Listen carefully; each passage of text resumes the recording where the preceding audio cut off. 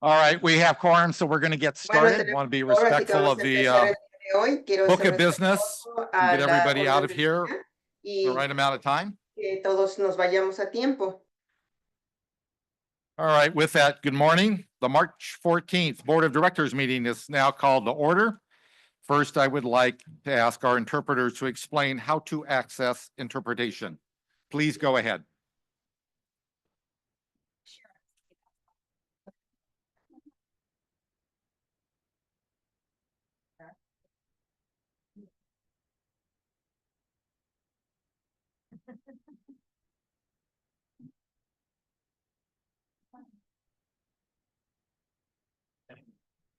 Interpreter, you seem to be muted. I'm so sorry. Announcement from the interpreter. To use the interpretation feature, please scroll to the bottom of the Zoom screen where the meeting scrolls are. Click on the interpretation icon, the world, and select English as your language. If you are joining through Zoom, mobile app, cell phone, tablet, etc., please press the ellipsis, 3 dots, then interpretation, and choose your language. Finally, click on the mute original audio to hear the original Spanish in the background. Headsets are available for interpretation. If you are in the meeting room, please check out a headset from the receptionist in the lobby. Buenos días, aviso por parte del intérprete. Para hacer el uso de interpretación, favor de desplazarse a la parte inferior de la pantalla de Zoom donde se aparecen los controles. Haga clic en el icono de interpretación, globo terráqueo, y seleccione Spanish, español, si está utilizando la aplicación móvil de Zoom por medio de celular, tableta, etc. Presione los puntos suspensivos, 3 puntos, luego interpretación y luego el idioma. Si no desea escuchar el audio original en inglés, en el fondo, por favor, seleccione Mute Original Audio, silenciar audio original. Contamos con auriculares para los servicios de interpretación si se encuentra en la sala de reunión. Favor de pedirle a los auriculares con la recepcionista en el vestíbulo. Gracias. All right, thank you. I would like to take a moment to acknowledge the land that we call home. The tribal nations of the San Diego region have historically faced injustices. We acknowledge the harmony that existed between the land, nature, and its original peoples, who have since endured displacement, persecution, and systemic oppression. We pay our respect to the unceded territory and homelands of the 18 tribal nations in our region, the most in any county in the United States, from 4 cultural groups: the Kumeyaay Digueño, the Luiseño, the Cupeño, and the Cahuilla. This land has nourished, healed, protected, and embraced them for many generations in a relationship of balance and harmony. As members of the SANDAG community, we acknowledge this legacy. We aspire to learn from indigenous traditional knowledge and experiences and undoing the injustices of the past. With that, please stand and join me for the Pledge of Allegiance. Hand over your heart. Begin. I pledge allegiance to the flag of the United States of America and to the republic for which it stands, one nation, under God, indivisible, with liberty and justice for all. Michael, can you please confirm that we have quorum? We have a quorum, Chair. All right, thank you. So let's begin with non-agenda public comment. Michael? As a reminder, no comments shall use loud, threatening, profane, or abusive language that disrupts the orderly conduct of the meeting. Disorderly conduct that disrupts, disturbs, or otherwise impedes the orderly conduct of the board meeting is prohibited. Per our board policy, the amount of time allowed for each verbal public comment is determined based on the number of agenda items, the complexity of those items, and the number of persons anticipated to offer comment. This allows us to hear from as many people as possible and to complete our business while we still have a quorum. So based on those factors, the chair has determined that today's meeting, each member of the public will be allowed 2 minutes for their comments. And Chair, we have 7 in-person public comments. The first is John Stahl, followed by Truth.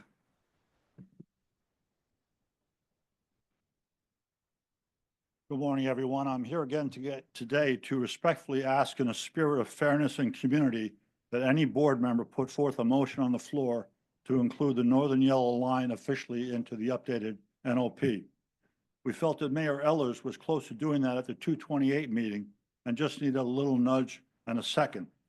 Our group of Del Mar citizens has come to realize that with our city abstaining from the discussion, we have no direct way to put a motion on the table, offer an amendment, or advocate for our position. With only a promise to develop it, we know that memories fade and members change. I'm a big fan of Judge Judy, and she says to get it in writing. While us developed another alternative options, that should not prohibit it from its inclusion into the updated NOP. We've been told many times by several SANDAG staff that it's just we're in the very beginning of a very long process. If that is in fact true, there should be no problem in officially adding it into the updated NOP. The SANDAG yellow line wasn't studied, and it's in the recommendations, and it's going to be in the NOP. Without its inclusion, the NOP should simply be titled "The Best 5 Ways to Destroy the City of Del Mar." We are the smallest town in North County and cherish our city, our beaches, our scenic views, and our marine habitat. We have a hard enough time getting traction at SANDAG without abstaining from the discussion, thereby making us even further disadvantaged. When I asked at the last meeting if anyone would be willing to vote to put freight trains on the homes in their city, I got crickets. When someone asks you tomorrow if you did anything today to make the world a better place, you could tell them yes. I gave hope to the citizens of Del Mar. We don't want to run a rail line through the fairgrounds. We wish no harm to the city of Solana Beach. We just want to save our city from irreparable damage and harm. Respectfully, make a motion, include the Northern Yellow Line, and let's get on with the process. Thank you. Next is Truth, followed by allegedly Audra.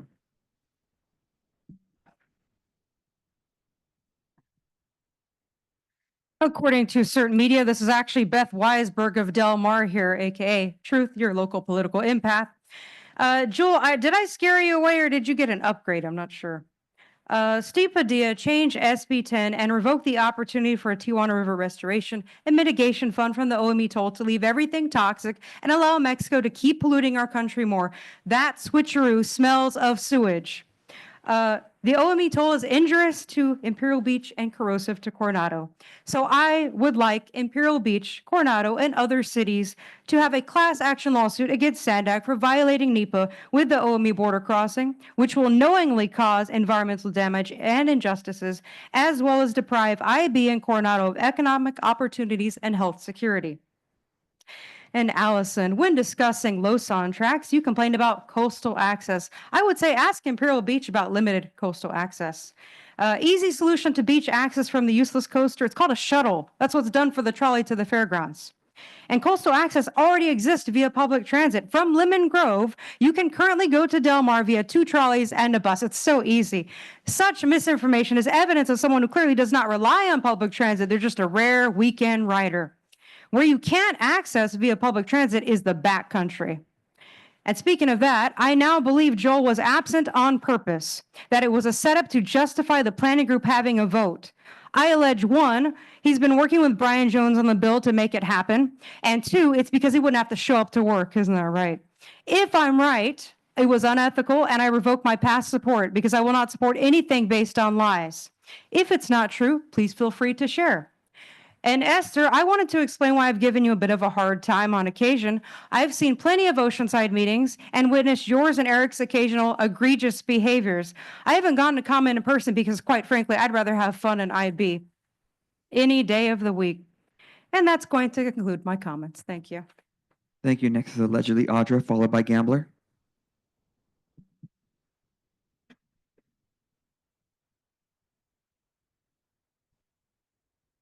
Joel, it is good to see you here. Know how to get you here is with the food, right? Right when you got here, you started eating.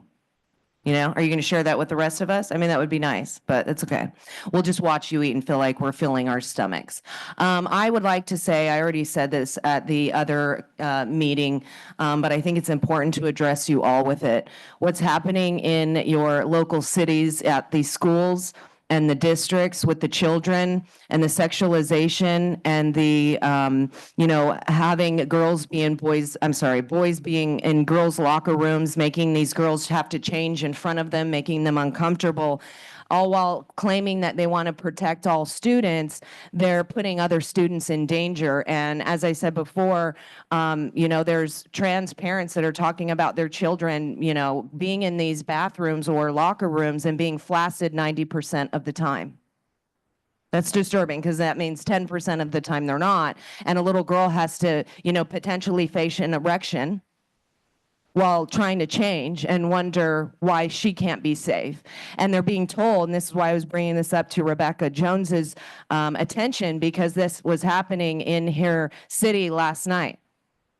And girls are being told to go down the hall, like to another building if they want to feel safe. If they don't feel safe, going down just to their undergarments. And we have teachers that are going through gender Bredman modeling training. What is going on? Kids need to be able to go and be educated, not feel terrified because they're not being protected, because they're being sexualized, which leads them to have a predator come in and abuse them. And the fact that the school is potentially going to vote to protect information of sexual predators. We shouldn't be protecting predators over the children. We should be making sure that they can live a safe life, that they can be our future. And if we are destroying them as... Thank you. Your time has expired. Next is Gambler, followed by Cesar Javier.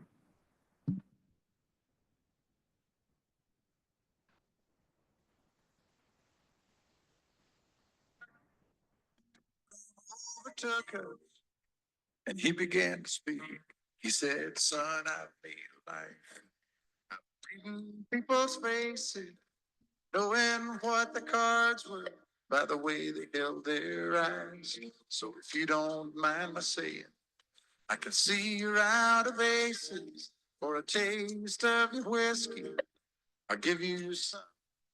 ACLU has been dismantling our election system. Joel is covering that up. Why haven't you released the data from the Board of Supervisors meeting yet, Joel?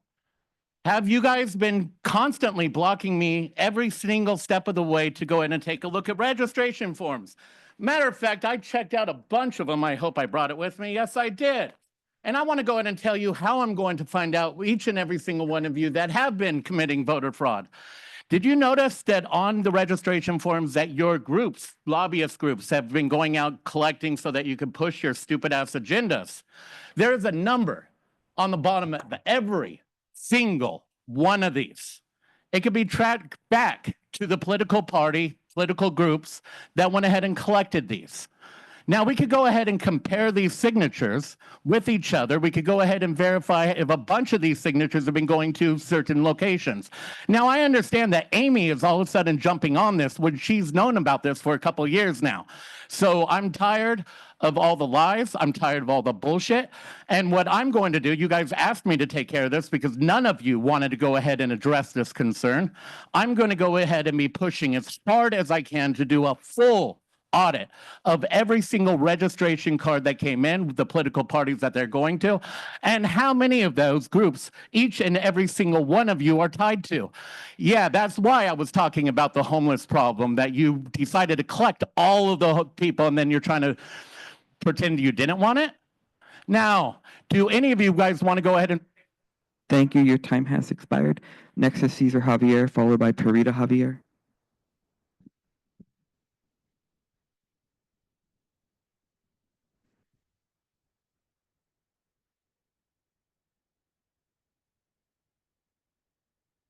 Address this to Councilor Lacava and Councilor Kentley. Yes, please. I am Perita Javier, senior and taxpayer with existing medical condition. The toxic air pollution, ceramics, and kiln operation situated at 5238 Streamview Drive, San Diego, California, in a residential zone. Designated neighborhood is in violation of California landlord use and planning and variance, which explains that projector businesses must not be accord with health, safety, and public welfare. Ceramics business is also in violation of California enrollment and land use on nuisance. Over the years, we suffered the impact of exposure to toxicity such as sneezing, coughing, teary eyes, unusual headache, and heart palpitation. We had emergency hospitalization and diagnosed by our respective physicians that health and not physical then, psychological, all related to our quality. We live in fear and not able to enjoy our rightful, healthy life. We are vulnerable to respiratory diseases, lung cancer. The owner renewed his business Thank you, license. Rita. Your time has expired. Next is Cesar Javier, followed by Mark. We learn in the school that by repetition, we will be able to learn faster. And so we do this in repetition before you, cream of thinkers, particularly our council president Lakaba, who was then the environmental chair of the committee, City of San Diego. We also asked the sanity of our land use chair, Councilor Kent Lee, who was very proud to show the convoy businesses thriving in his district. What about our community, Sir Lakaba, Sir Lee? I mention your name because you are our representative here in the kingdom of philosophers. Let's think rationality. Let's think fairness and justice, especially to our neighborhood, declared by the city CDC, poor neighborhood. Why do you have to aggravate that economic impoverishedness when you could do something? You allowed it to happen there. Locate, operate, design, construct a place that is for residential community zoning. Why? Why? You do not like us to prosper, Mr. Lakaba, Mr. Lee, as Asian Americans, hardworking Americans? Filipino Americans are known for being nurses, for being doctors, engineers, and soldiers. Why do you do this to us in our neighborhood, Asian Americans? Why? Why? I do not know how you were elected, but trust me, we are losing trust to our leadership in the city of San Diego. Look at what's happening in the Tijuana River pollution. What is happening to the hotspot? Thank you, sir. Mayor Duncan, I believe that you are now member of the... Thank you. Your time has expired. Next is Mark, followed by the online comment of Camilla Rang.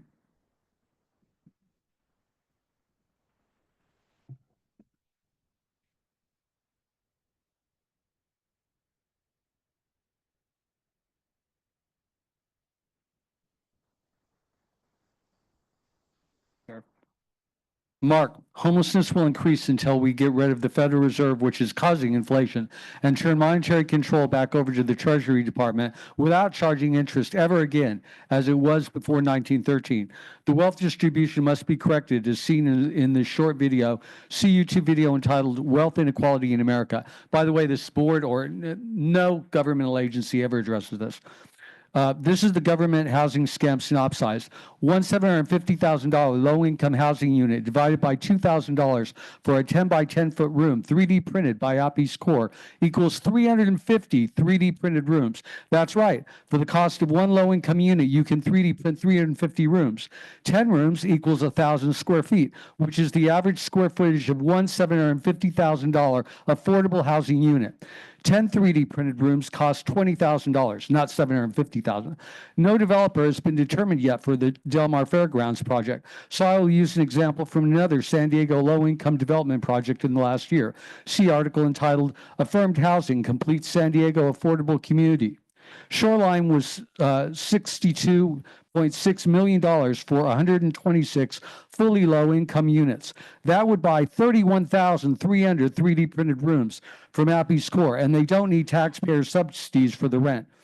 Wasting taxpayer dollars can be considered a form of malfeasance, as it involves the misuse of public funds, which is a violation of the trust placed in government officials to manage those funds responsibly.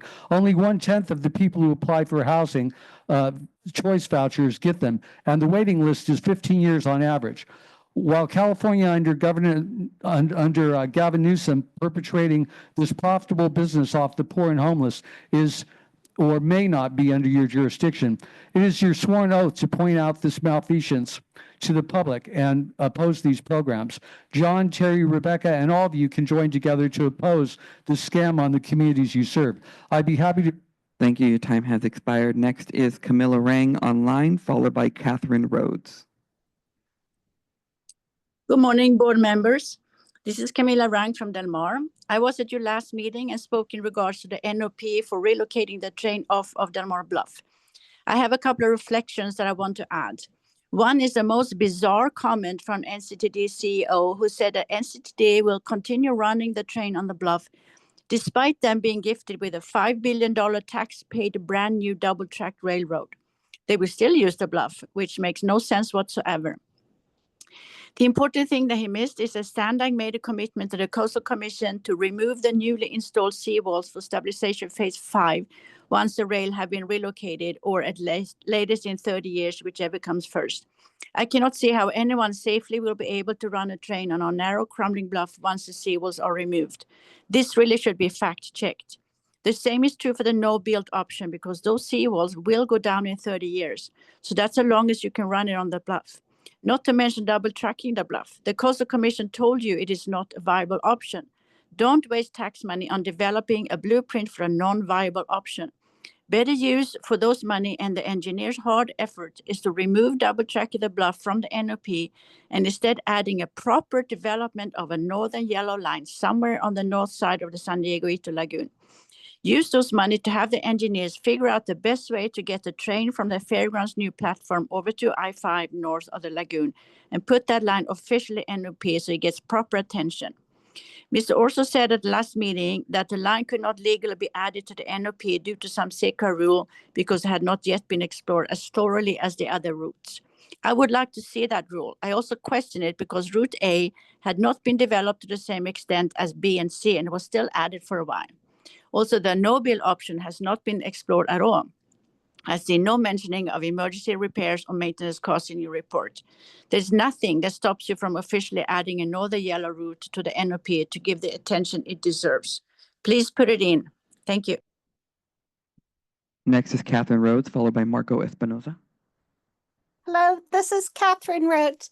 And what I'm doing is asking SANDAG to request President Trump, Vice President Vance, and the new head of the EPA, Lee Zeldin, to come to San Diego to talk about things to do with the border, including the Tijuana River Valley pollution. As part of the Mexico-Canada agreement, President Trump actually got $300 million of what President Biden, finally got, I think, $310 million to stop, the pollution. And there's a mechanism in the U.S.-Canada agreement that puts the EPA in charge of all of this.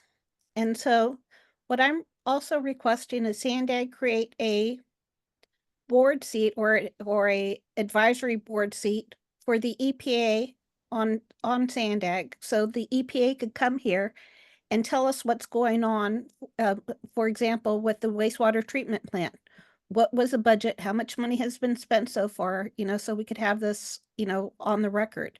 So Lee Zeldin on March 8th, he tweeted out, "I was just briefed that Mexico is dumping large amounts of raw sewage in the Tijuana River and now is seeping into the U.S. This is unacceptable. Mexico must honor its commitments to control this pollution and sewage." But of course, President Trump is blowing the U.S.-Mexico-Canada agreement up with his tariffs. which what I would recommend for you guys to do is say, hey, since it's up for renewal next year, put all these different things in there so that the maquiladoras stop polluting the river and we stop getting this hazardous waste. Also, Lee Zeldin could automatically put San Diego on the Superfund site and we could get hundreds. Time has expired. The next three commenters will take your public comment at the end of the meeting. So it's Markle, Paul the Bold, and Consuela at the end of the meeting. Thank you. All right, thank you, Michael. I've been alerted before we turn it over to members for comments that we have two individuals that are attending for the very first time. We have Councilmember San Antonio from the city of Encinitas. Welcome to your very first board meeting. We look forward to working with you. And in addition, hang on, we also have to have Mr. Ray Welch, the chairman at the Barona Band of Mission Indians. This is his first meeting representing the Southern California Tribal Chairmen's Association. Welcome aboard, sir.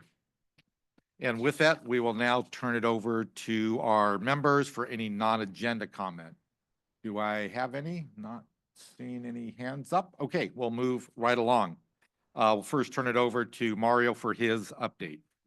Okay. It's going to be a little bit longer than normal here, but anyway, bear with me. Good morning to everybody. Last week, we had two trips that we did. The agency, Chair Hebner and I met with the governor's office and attended the California Council of Governments meeting, and the discussions focus on RENA reform, GHG reduction targets as it relates to Senate Bill 375, and looking at how possible tweaks or amendments to Senate Bill 375 could be done in order to address vehicle miles travel. The idea on this is SB 375 has been on the books for about 20 years, right? And we all want a better environment, but it's time to start having a discussion. What has worked and what can probably have a tweak and can be adjusted. A good example is vehicle miles travel really a good metric?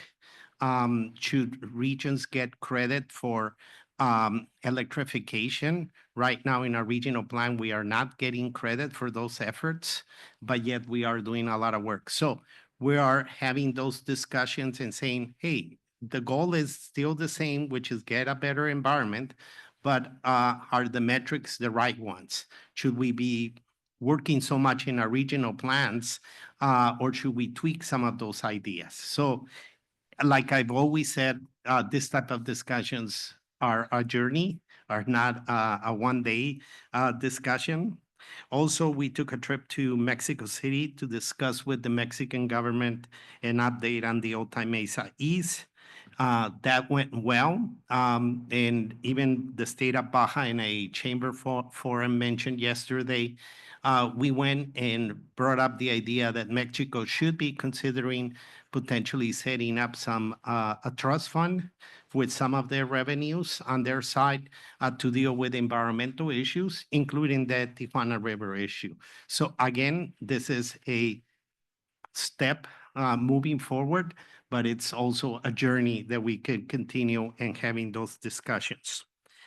As some of the board members that have been here for a while may recall that the 2021 regional plan was amended and was submitted to the California Air Resources Board for review for that amendment. That amendment has been approved. And I just wanted to notify the board that has been accepted. So that's good. But we are starting a new process also with the 2025 RTP. From an audit update, we've been taking significant steps to improve our policies and procedures. As you could see, part of that in the agenda for executive committees, we have been working pretty hard and giving a lot of items to consider it will be coming to you all eventually, but to also the executive committee. We also have submitted more than 25 completion updates or recommendations to OIPA for their review and certification. And at the beginning of this year, our contract director, Kelly Mikhail, launched a tremendous effort to institutionalize many of the reforms she's been leading over a couple of years to improve our procurement process. Some of the responses to audits and some of that we have identified our own. And I'll just highlight some of her efforts. We have included and developed a new sole source process where our sole source contracts are coming down. We're still moving on that, but Kelly and myself are reviewing them weekly. New procurement manual has been put out. A new invoice processing procedures have been put out. Clarify roles and responsibilities in the agency, and a robust training program to make sure that everyone knows how to follow these new protocols that have been put out. We have more to do, of course, but I did want to recognize what amazing job Contracts has been doing, and that's pretty amazing. We also have moved into what is called the Enterprise Resource Planning System, the ERP. We've been moving towards that. Our contracts tracking system, or how we track contracts and file documents, we found that the ERP doesn't totally meet all those requirements, so we're balancing it also with the prior system, the contract management system, the CMS. And I know this is too much detail, but what's happening there is we're filing documents within different locations during this transition. So that may be confusing to some people, but it's part of new efforts and new efforts for transparency. I also want to notify the board that Headquarters Caltrans notified us of a routine audit that will be happening to SANDAG. The period for this audit that they will be auditing is December 1st, 2021 to December 31st, 2024. And the projects that are going to be audited are our overall working plan, the master fund transfer agreement, our ride share program in San Diego County, the SR11 Otay Mesa East project, and the San Diego to Sorrento Valley double track realignment. As if things continue, we will share them with the board here. Regarding the federal grants, we did send an email to the board. The U.S. Department of Transportation is pausing new and pending grant agreements, reviewing and aligning grant programs with new administration priorities. More than $250 million in grants are on pause for SANDAG projects. This affects about 8 projects in the agency. We will continue to monitor, engage, and discuss it with our federal partners, and we'll be bringing in any news that we get to the board, as well as any impacts and any correction actions that we need to do within either our budget or our actions here. Our regional plan will be coming out, as well as the budget. We want to make sure that the board has well informed of both the budget and the RTP. We have shared this with the working groups and the policy advisory committees. Our targets are being met on the draft plan, which is good. That means that it allows us to continue receiving funds. And the RTP is around $125 to $133 billion. It's a substantial reduction from the prior RTP. And we would really like to provide individual briefings to those board members who are interested. So please let us know if, some of you may have more interest in X details than others or locations. So please let us know. Staff is open and available to provide those individual briefings. On Lawson, U.S. Senator Adam Schiff came to visit San Diego. He toured the Lawson corridor, and we had some good conversations about the importance of the rail connection in San Diego with the rest of the nation. Regarding toll operations, I have to stress, and I was hearing the national news yesterday, the scam continues nationally. So I think right now, probably everybody has gotten a text, an email, or something asking to pay for your toll road, or that you didn't pay your toll ride. So this continues on nationwide. So I just want to alert everybody about this. We also had shared previously that we had some compatibility issues with Orange County Transportation Authority on a portion of the I-15 managed lanes. They weren't picking up or recognizing some of the trips for people who have a transponder from OCTA. This has been corrected. The impact was minimal to the agency, and we have alerted the California Toll Operations Committee, which is the agency or the group that oversees the statewide tolling software. This was just basically a blackout section that CTOC wasn't identifying in our highway. And also regarding the different rapids that we're doing planning studies, we had on the Rapid 483, which would serve Temecula, Escondido, and San Marcos. We held online learning sessions with our partners, North County Transit, Riverside Transportation Authority, and the city of Temecula and Caltrans. We really encourage anybody to go into our webpage and participate at those surveys.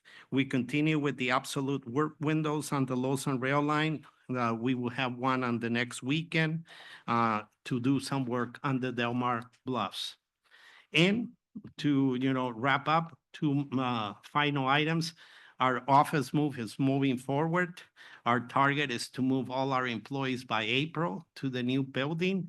Our public meetings like this one, we endeavored the last one to be March 28th here at 401B, and then the transition will happen to the new West building. We will continue keeping you posted about that. Today, we're hoping to get our certificate of occupancy from the city.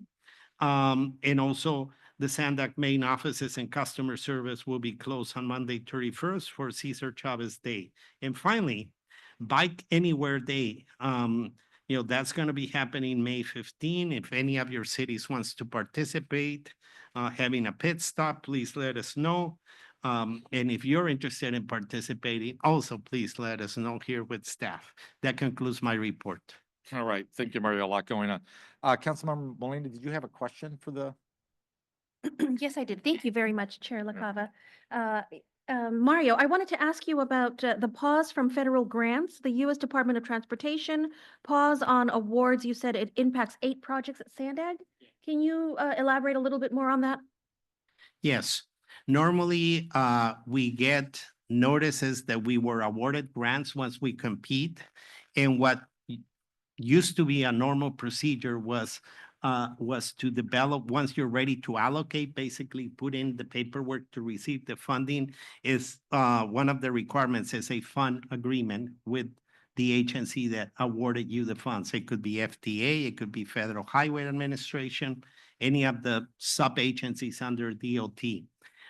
Right now, all those agreements are on pause and they're being reviewed by the Office of the Secretary of DOT to see if they align with the new vision of the administration. It is about $250 million.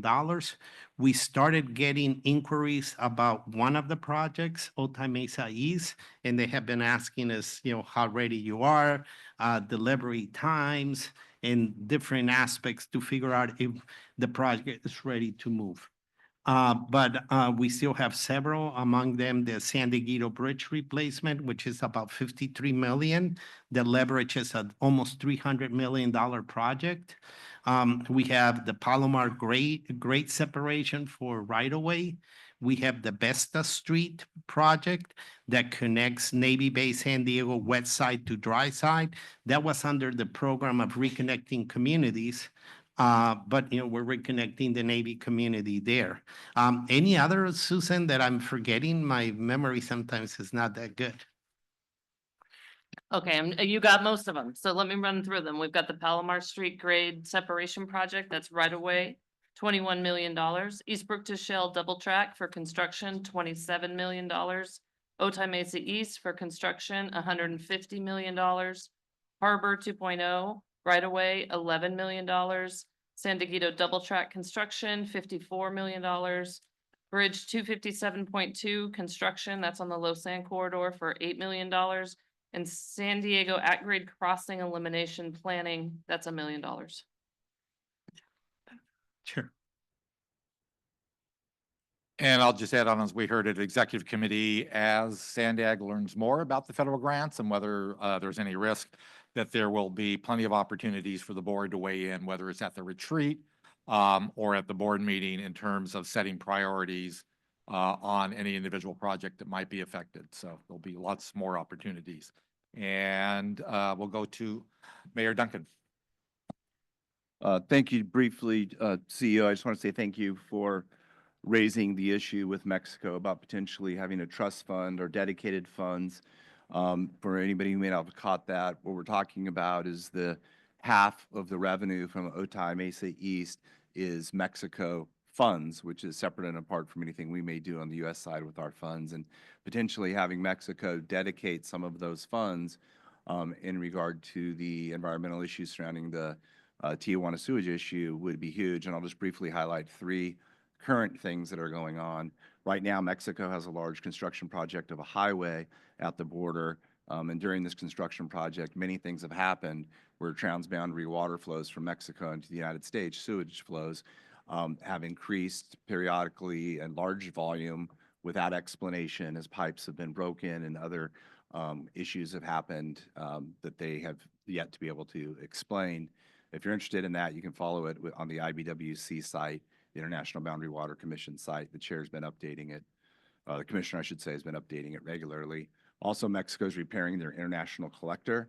The international collector, while it's being repaired, there's significant discharge issues, and the U.S. and the EPA are working to try to contain those discharges.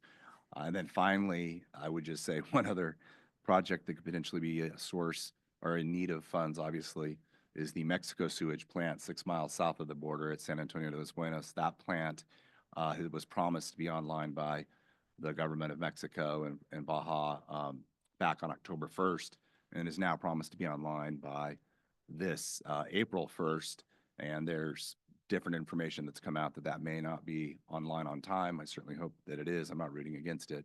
But again, I just wanted to highlight those three issues, with which, of course, the main issue being that 100% of the discharges are actually sewage from Mexico into the United States that we're dealing with on the plant we're building on our side and expanding. But thank you for your work on potentially having Mexico dedicate a portion of those funds to be available on these projects. Thank you. And I wanted to add, if you mind, Chair, some time ago, we came and reported that we got a grant for climate action from Caltrans. We're working with Caltrans. That will be somewhat a blueprint of a border master plan of environmental projects that could happen on both sides of the border. At the federal level, there's already what they call Minute 32, where they have identified some of those projects. But we're really on our efforts that we're going to start next week with the team internally and with Caltrans, is develop this consistent plan. As somebody in the public mentioned, USMCA it's up for review in the near future. What we want to have is some sort of a working plan that comes in from all the three levels of government that could be used as a blueprint, and it's constantly updated. That any efforts, let it be the USMCA determines some funding or negotiations, as well as other local and state funding that comes in, at least we have the game plan of what can happen to continue the sustainability and keep growing in a responsible manner. The IBWC, the federal government, and a lot of other efforts, and Mayor Duncan included, are working on the immediate solution. And we're working also on looking and facilitating those discussions, but we are looking also what happens after all that has happened. How do we keep sustaining the improvements that are going to be built, and what new improvements are going to be required? So stay tuned for that effort that we had already noticed, but we're starting to work towards that. All right, with that, thank you, Mario, for your updates. Thank you to my colleagues for your questions and comments. We will now move on to the consent agenda, items 2 through 6. Michael, do we have public comment on the consent agenda? We do. We currently have 5 public comments. First in person is allegedly Audra. And just as a reminder, public commenters to please identify what consent item you're speaking on, please.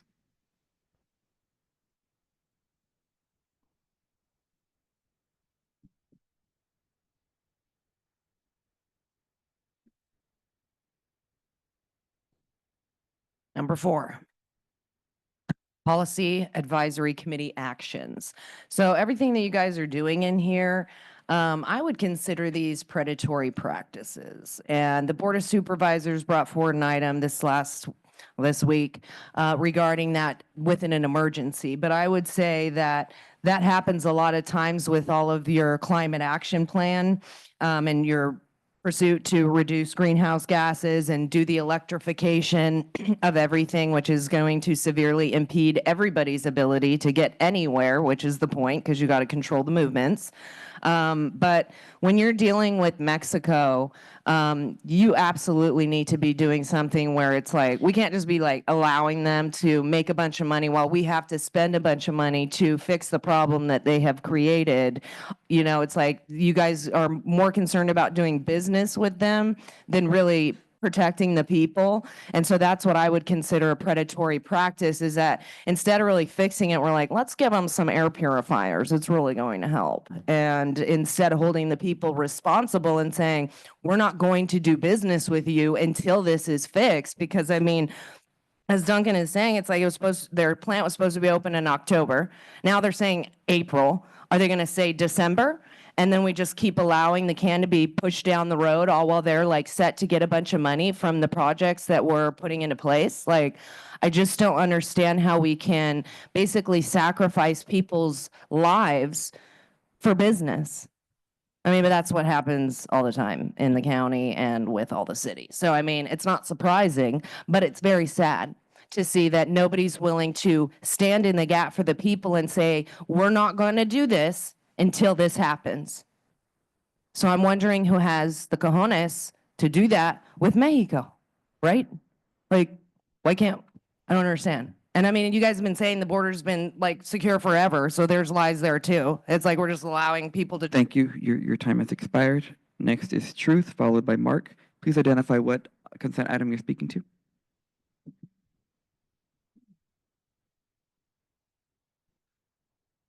Item 2, the minutes say Beth Westberg spoke, and that means there is a chance that I am Beth Weisberg.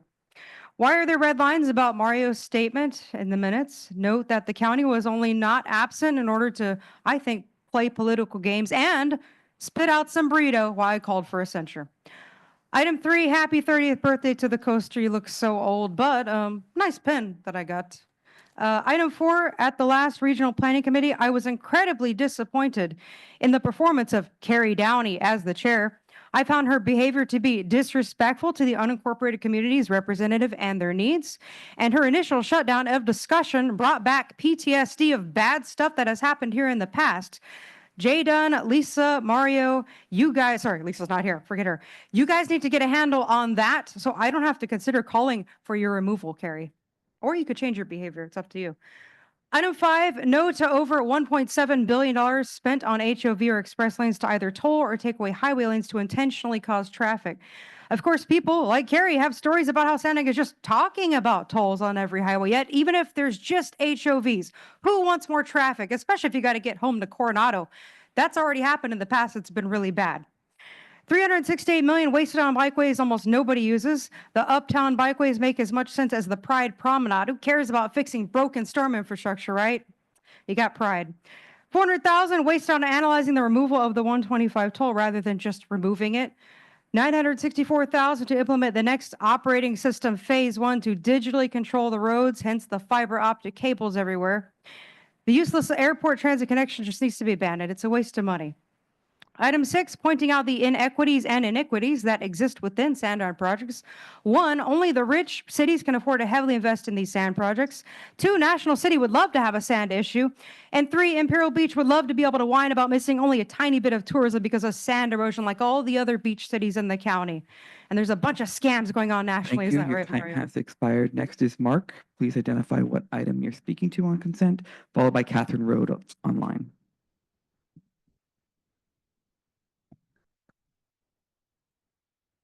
Mark, 3, RPC funding from the California Department of Housing. Everybody out there, please refer to my last non-agenda comment where I detailed the total housing scam. It's just absurdly wrong and malfeasance. Biking, managed lanes in already congested areas. The traffic's totally congested. Nobody wants more managed lanes. Nobody wants to pay for parking meters. Nobody wants any of this stuff you guys are doing. That's not what the public paid for with their taxes. They're getting rid of our free parking with the, like, you can't be within 20 foot of a corner. What does that really, where's this going? Well, people need to see the Rosa Corey video. You can't see this here, but the title on YouTube of this video is Rosa Corey, Koire, Behind the Green Mask, UN Agenda 21, and some numbers, but that'll bring it up. People need to see this to understand what SANDAG's doing. Most people don't even know you guys exist. So also the video on YouTube, Behold the Pale Horse, Chapter 13, William Cooper, about the 1945 signing of the UN treaty. So this is all just such a scam. And where is it all going? I've got 40 seconds to tell you some of the most important things in the world that most of you here have already heard. But I do this more for the public if they ever look in. This is going to a society where there's rail systems. There's no private transportation.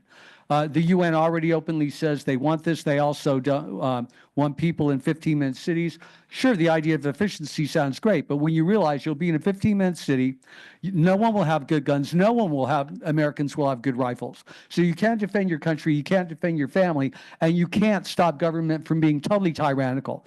And when you start to go on a rail system, it's got metal detectors. You can't protest or do anything important no matter what the government does. This sucks. Time has expired. Thank you. Next online is Catherine Rhodes,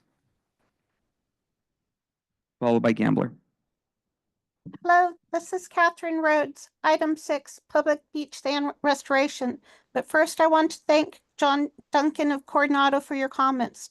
I think the problem is my 20-year-old seismic issues. I have told the U.S. Boundary and Water Commission about my seismic issues, but so far they've all been ignored. In the old days, geotechnical and geologic maps showed active faulting all over the Tijuana River Valley on liquefiable soils and drainage outlets such as Smuggler's Gulch. Now all the faults have been erased from maps due to lack of information by default. The solution is to ask for Caltrans Seismic Advisory Board to give you free advice to confirm or deny active faulting and ongoing aseismic creep that break underground utilities and pipelines. And then, so anyway, my solution for sand replenishment in San Diego is what I called my La Playa plan for full public tideland reclamation.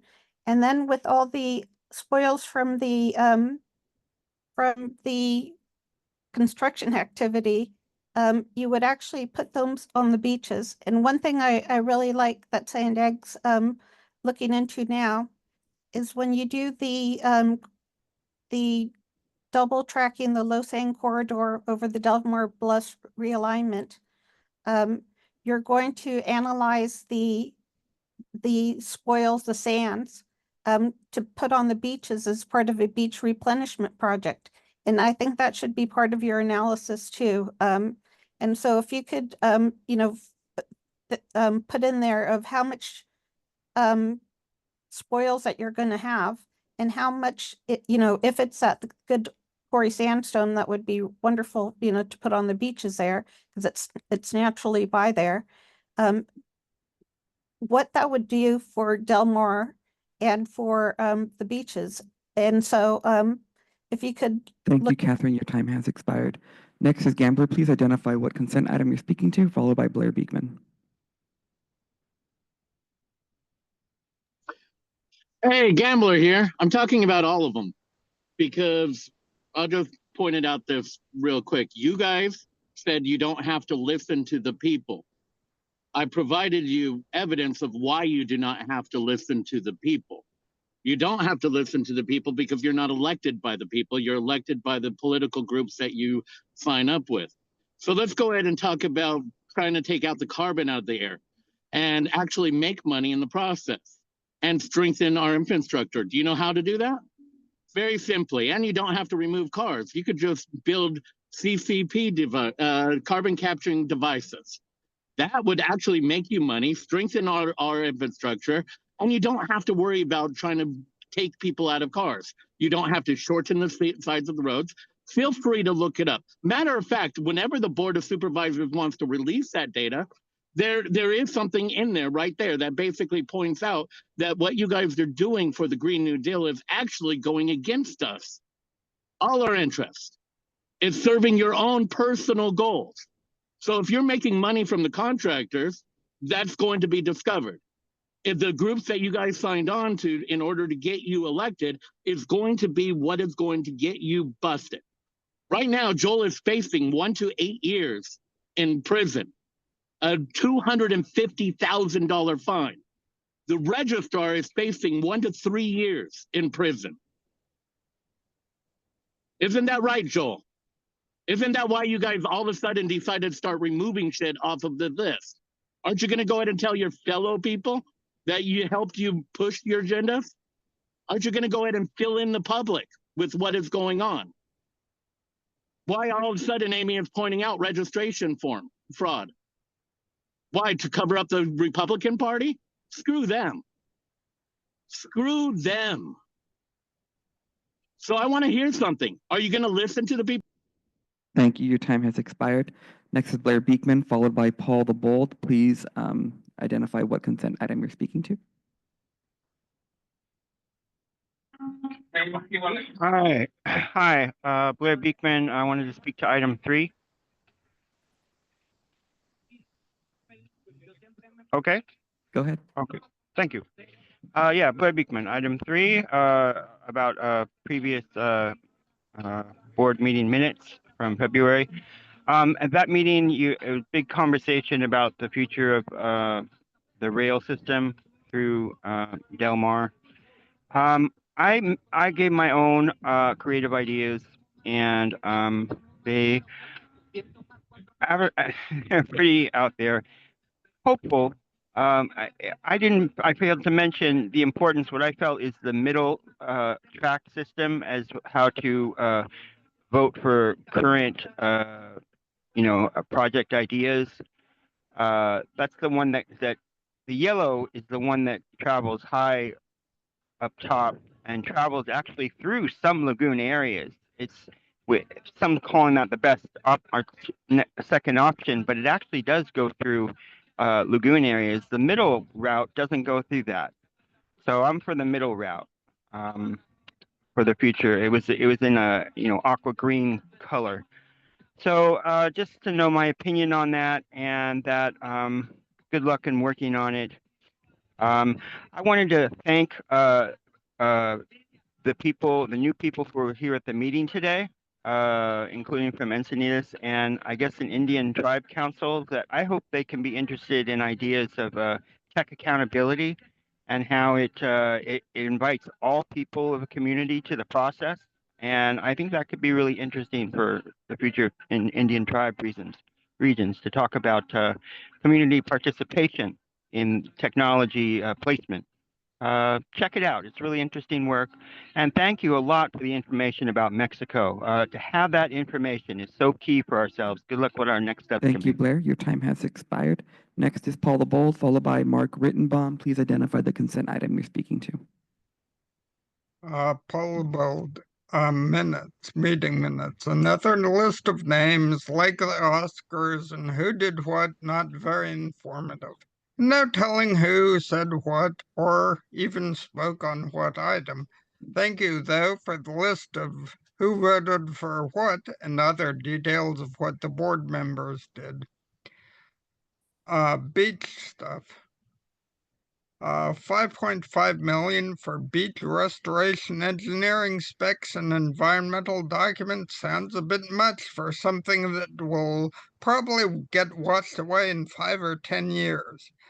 And it kind of sucks that the coastal cities have to pay for all this beach restoration while everyone uses the beaches.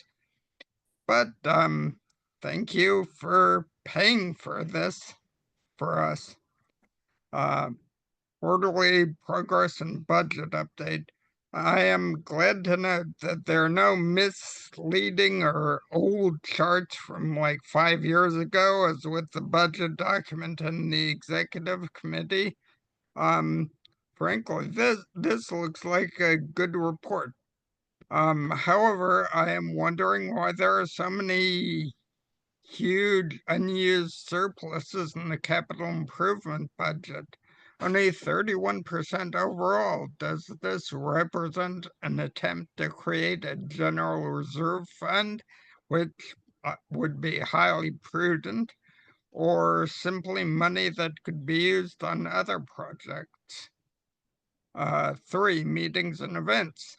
The special loss SAN board sounds interesting. Hope they have a good alternative for the routing of the track. Because the present routing sucks. And hope everyone had a good time at the ribbon cutting. Hope there was free lunch. Thank you, Paul. Your time has expired. Next is Mark Rittenbaum, followed by Consuelo. Yes, I'm speaking on item 2, consent calendar or meeting minutes, specifically regarding the Lausanne Rail alignment project. Please amend the minutes to reflect the very important discussions that occurred before the vote was taken regarding management's commitment to design and develop as part of the environmental process a northern yellow line that would start north of the SANDAG Lagoon and south of the events platform. This was a commitment not to consider, not to explore, not for the public to do it, but for management to do this. And respectfully, I ask the minutes to reflect this.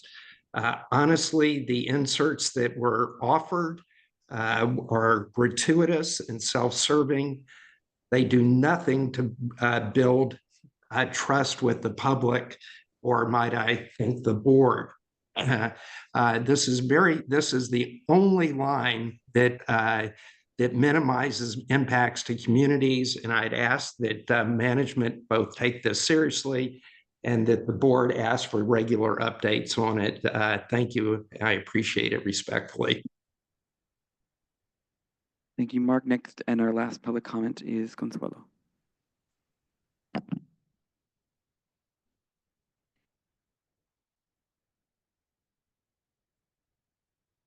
Go ahead, Consuelo. Please identify the number, the item, consent item you're speaking to. Okay, I just wanted to address all the items and say how I wish there were something that SANDAG could do with regards to the media and notifying the people besides the city council and the mayors coming to these meetings and updating their constituents. Is there any way, there is a way, but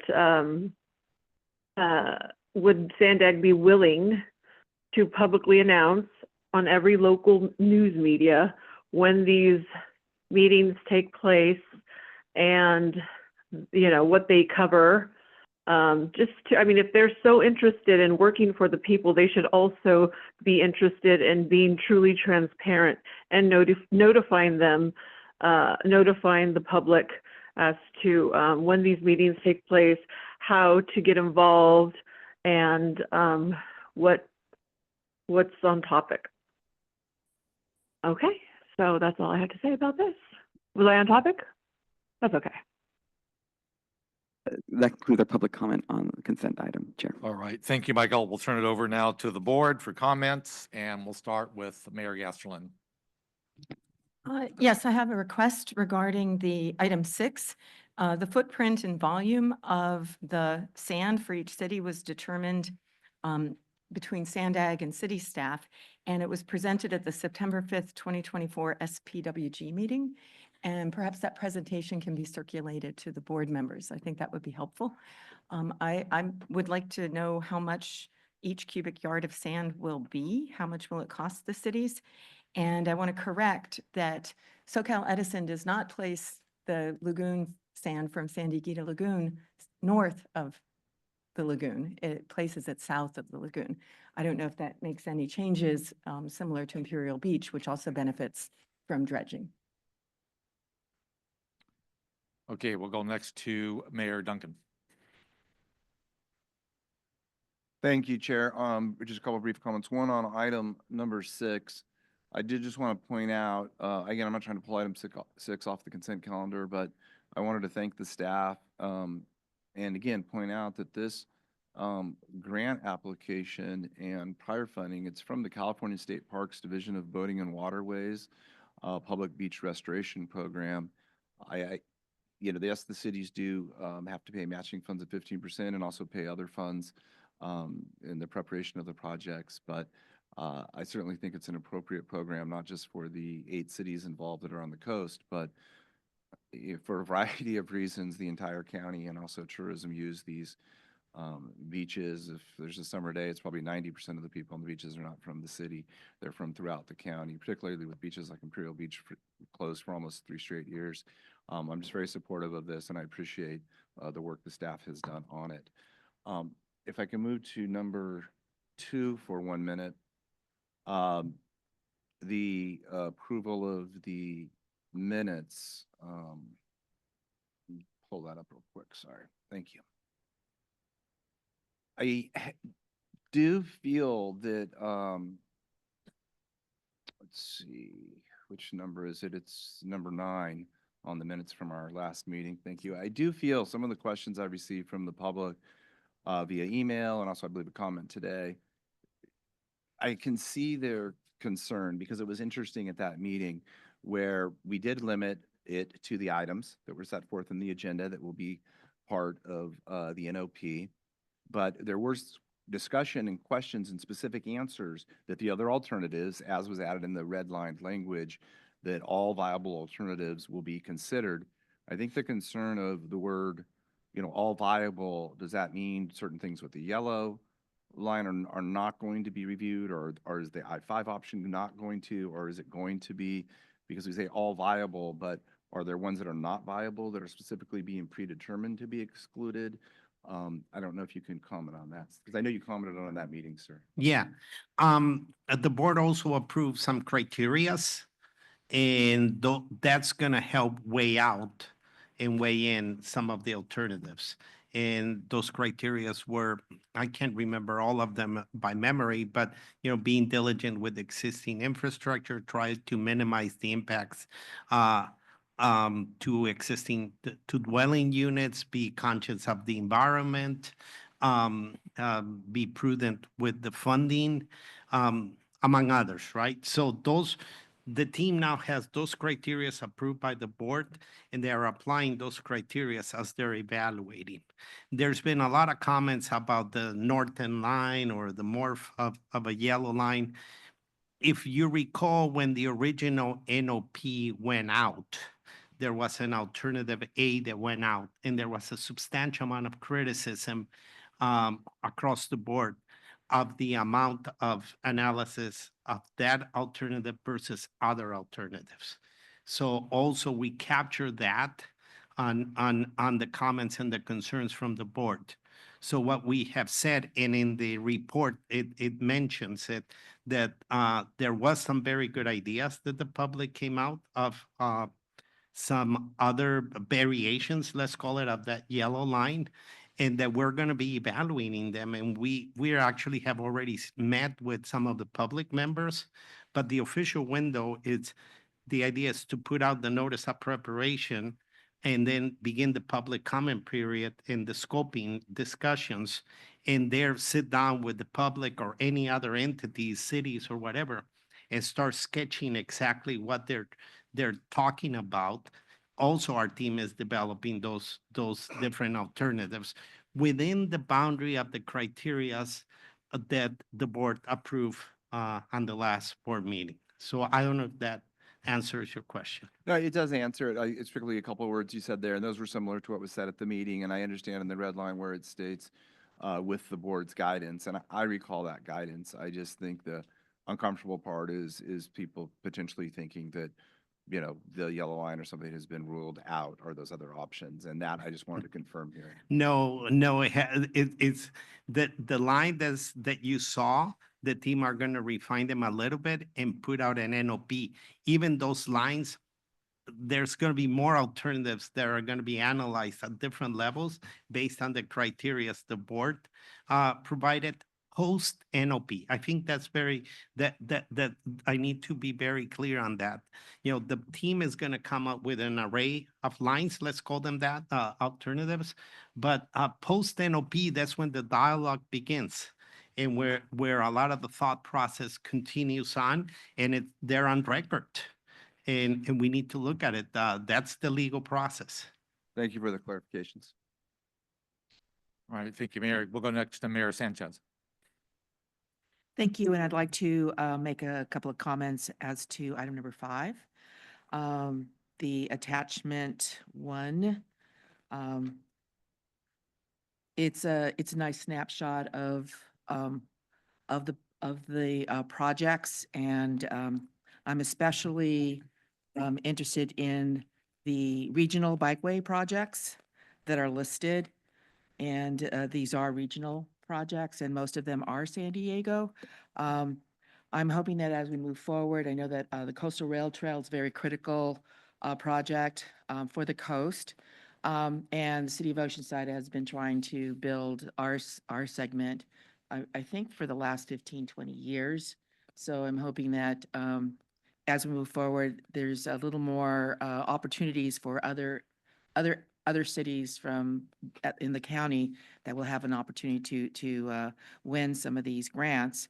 I know, for example, City of Vista is doing a safe routes project that borders on Oceanside, and we're also in the City of Vista is moving forward on the inland rail trail. And again, thank you, City of Vista, for being so successful in moving that, but we haven't had any movement in Oceanside. So, but yeah, I would really like to see, because most of these are City of San Diego. I don't know if you noticed that, but I'd love to see more of the county receive these funds. Thank you. Move approval of the consent calendar. All right, we have a motion by Mayor Sanchez to move the consent agenda, because I know. No. Oh.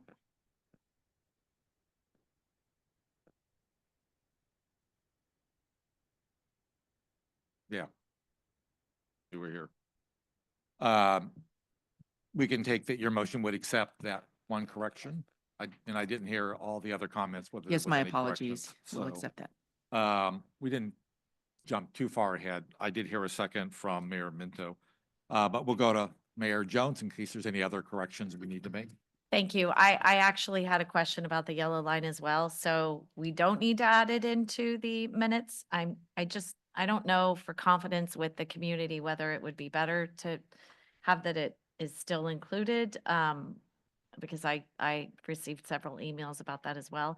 And I had actually reached out and said, isn't it still part of the, still on the table? So just. The yellow line, as you saw it on the presentation, it is in the consideration and will most probably be on the NOP. The public, some of the public, what's strong, their concerns is, what about a variation of that yellow line north of the San Diego Lagoon? And that's what the team is looking, and it's also going to be really excited to engage with the public because there are many ideas. Some put it far on the north side of the fairgrounds. Some put it in the middle of the fairgrounds. Some put it on the really just north of the lagoon itself, meandering there. So that's what the team is going to look at post NOP and evaluate based on the criterias which is the one that most meets the criteria, but it will be analyzed both south of the lagoon and north of the lagoon. All right, I just want I just want our residents to I- know that we're working very hard for them. So anyway, no further questions. Thank you. No, and I just want to make it super duper clear. The NOP will probably have the yellow line you saw or something similar on the board presentation. Post NOP, the team is going to really dive into the northern portion of and evaluate that. And that's a commitment. All right, not seeing anybody else on the lights. Thank you to Mayor Jones and to Mayor Duncan for raising that and trying to get clarification. Having made the motion, that was certainly the intent with my action, just to get that NOP out the door. I think we all remember that the last NOP got 1,500 comments. So there's going to be a lot of robust conversation on this very, very important topic, no matter where you stand on what the solution is. So with that, I have a motion by Mayor Sanchez with the correction to the minutes identified by Supervisor Anderson and a second by Mayor Minto. Please vote.